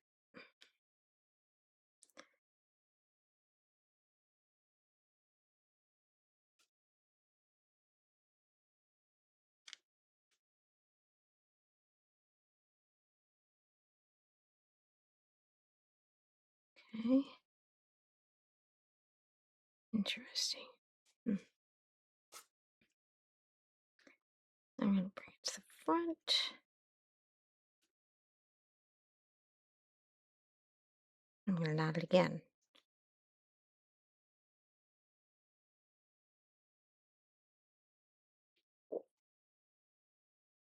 All right. That.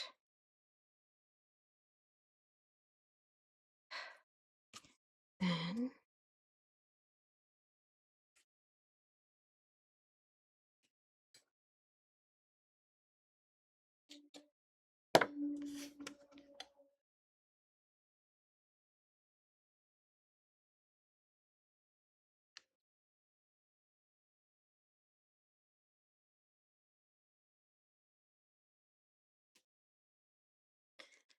I take both of these,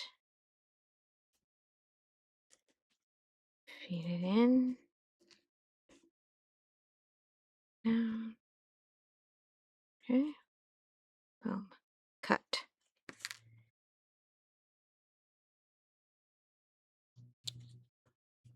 Done with that.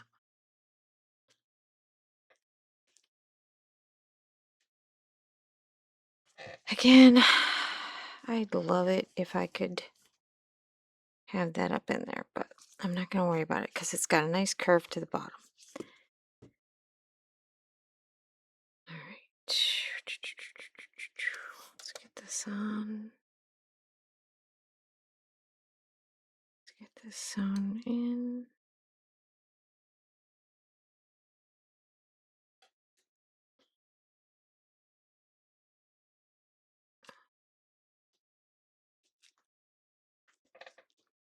Mm.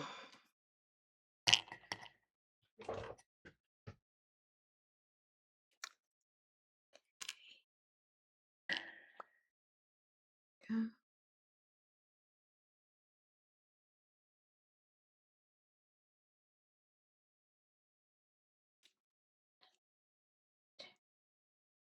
Stitch.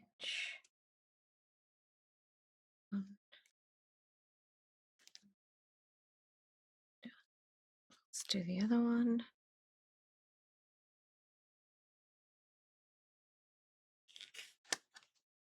And we're going to do our steam and feed it through. Hold on. Okay.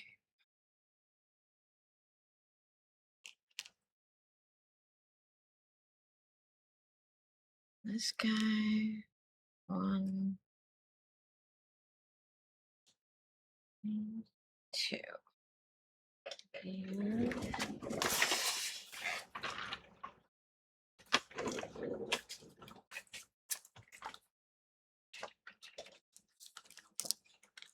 Here's our ribbon. Getting that prepped.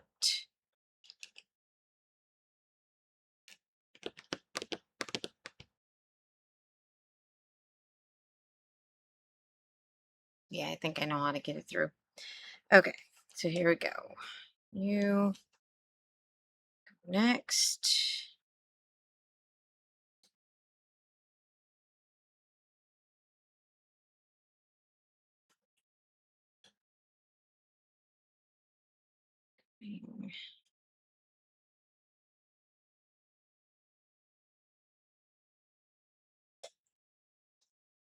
Through.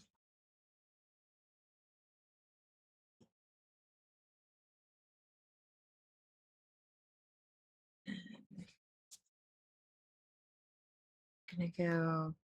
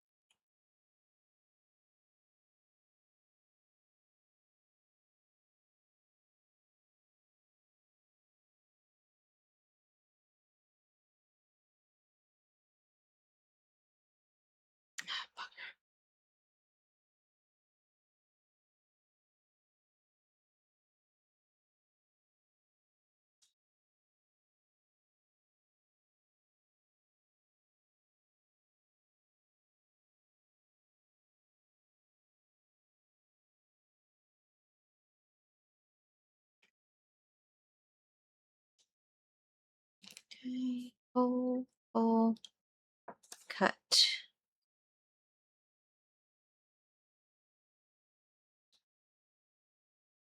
Okay, and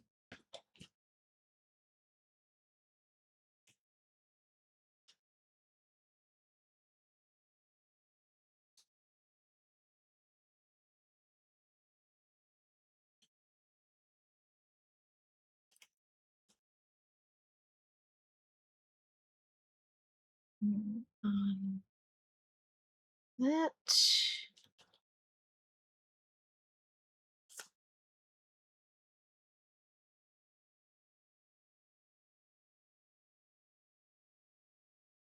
And you're going through the opposite way.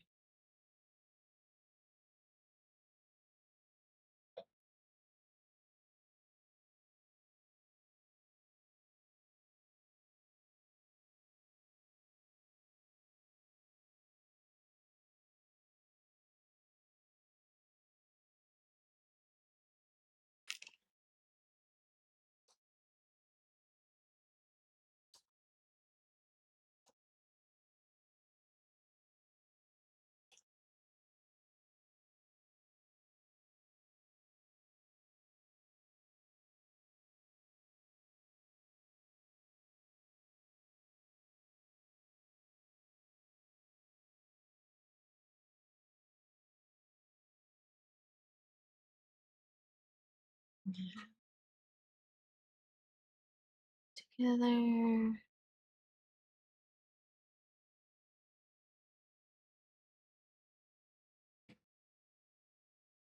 Through. Done. Cut.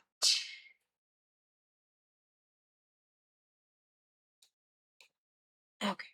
Now we are going to take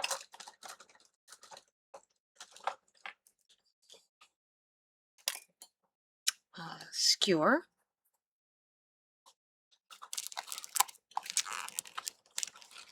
We are going to take our happy birthday ribbon.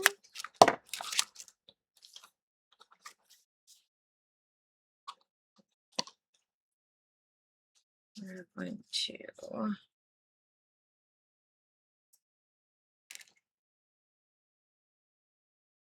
rolling it like this and feeding it on. That's not even quite big enough, is it? Mm.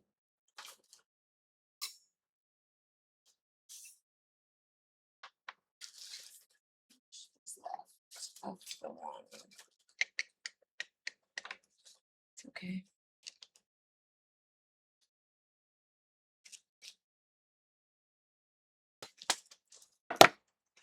All right. So now we're going to take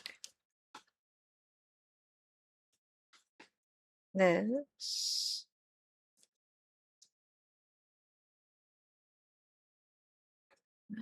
Put a little glue there.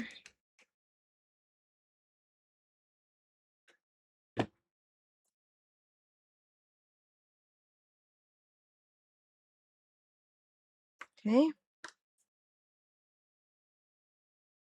This nice long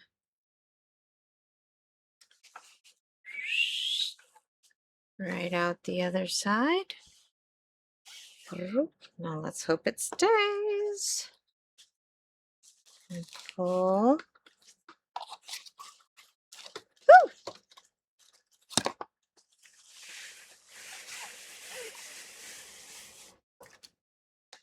I'm gonna be very generous with the amount of ribbon I give because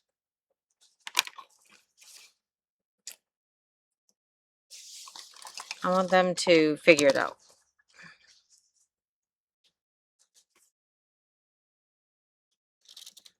Okay. So now we have our happy birthday. Mm-hmm. Take this off. Oh, that's killing my ear. All right. So, do I love seeing this? Not necessarily, but it is what it is. I could have put something else up in there to help hide it, but then we're talking about it getting really bulky, and not such a great thing. All right, so here we go.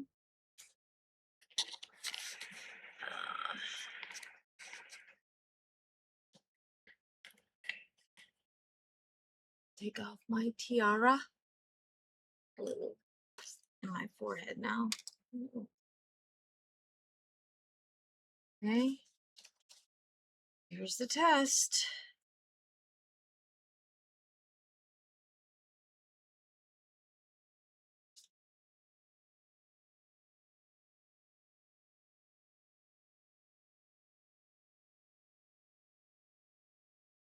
I got my ears on still, but that's okay.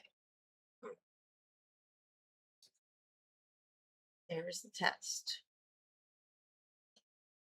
And I think it did pretty good.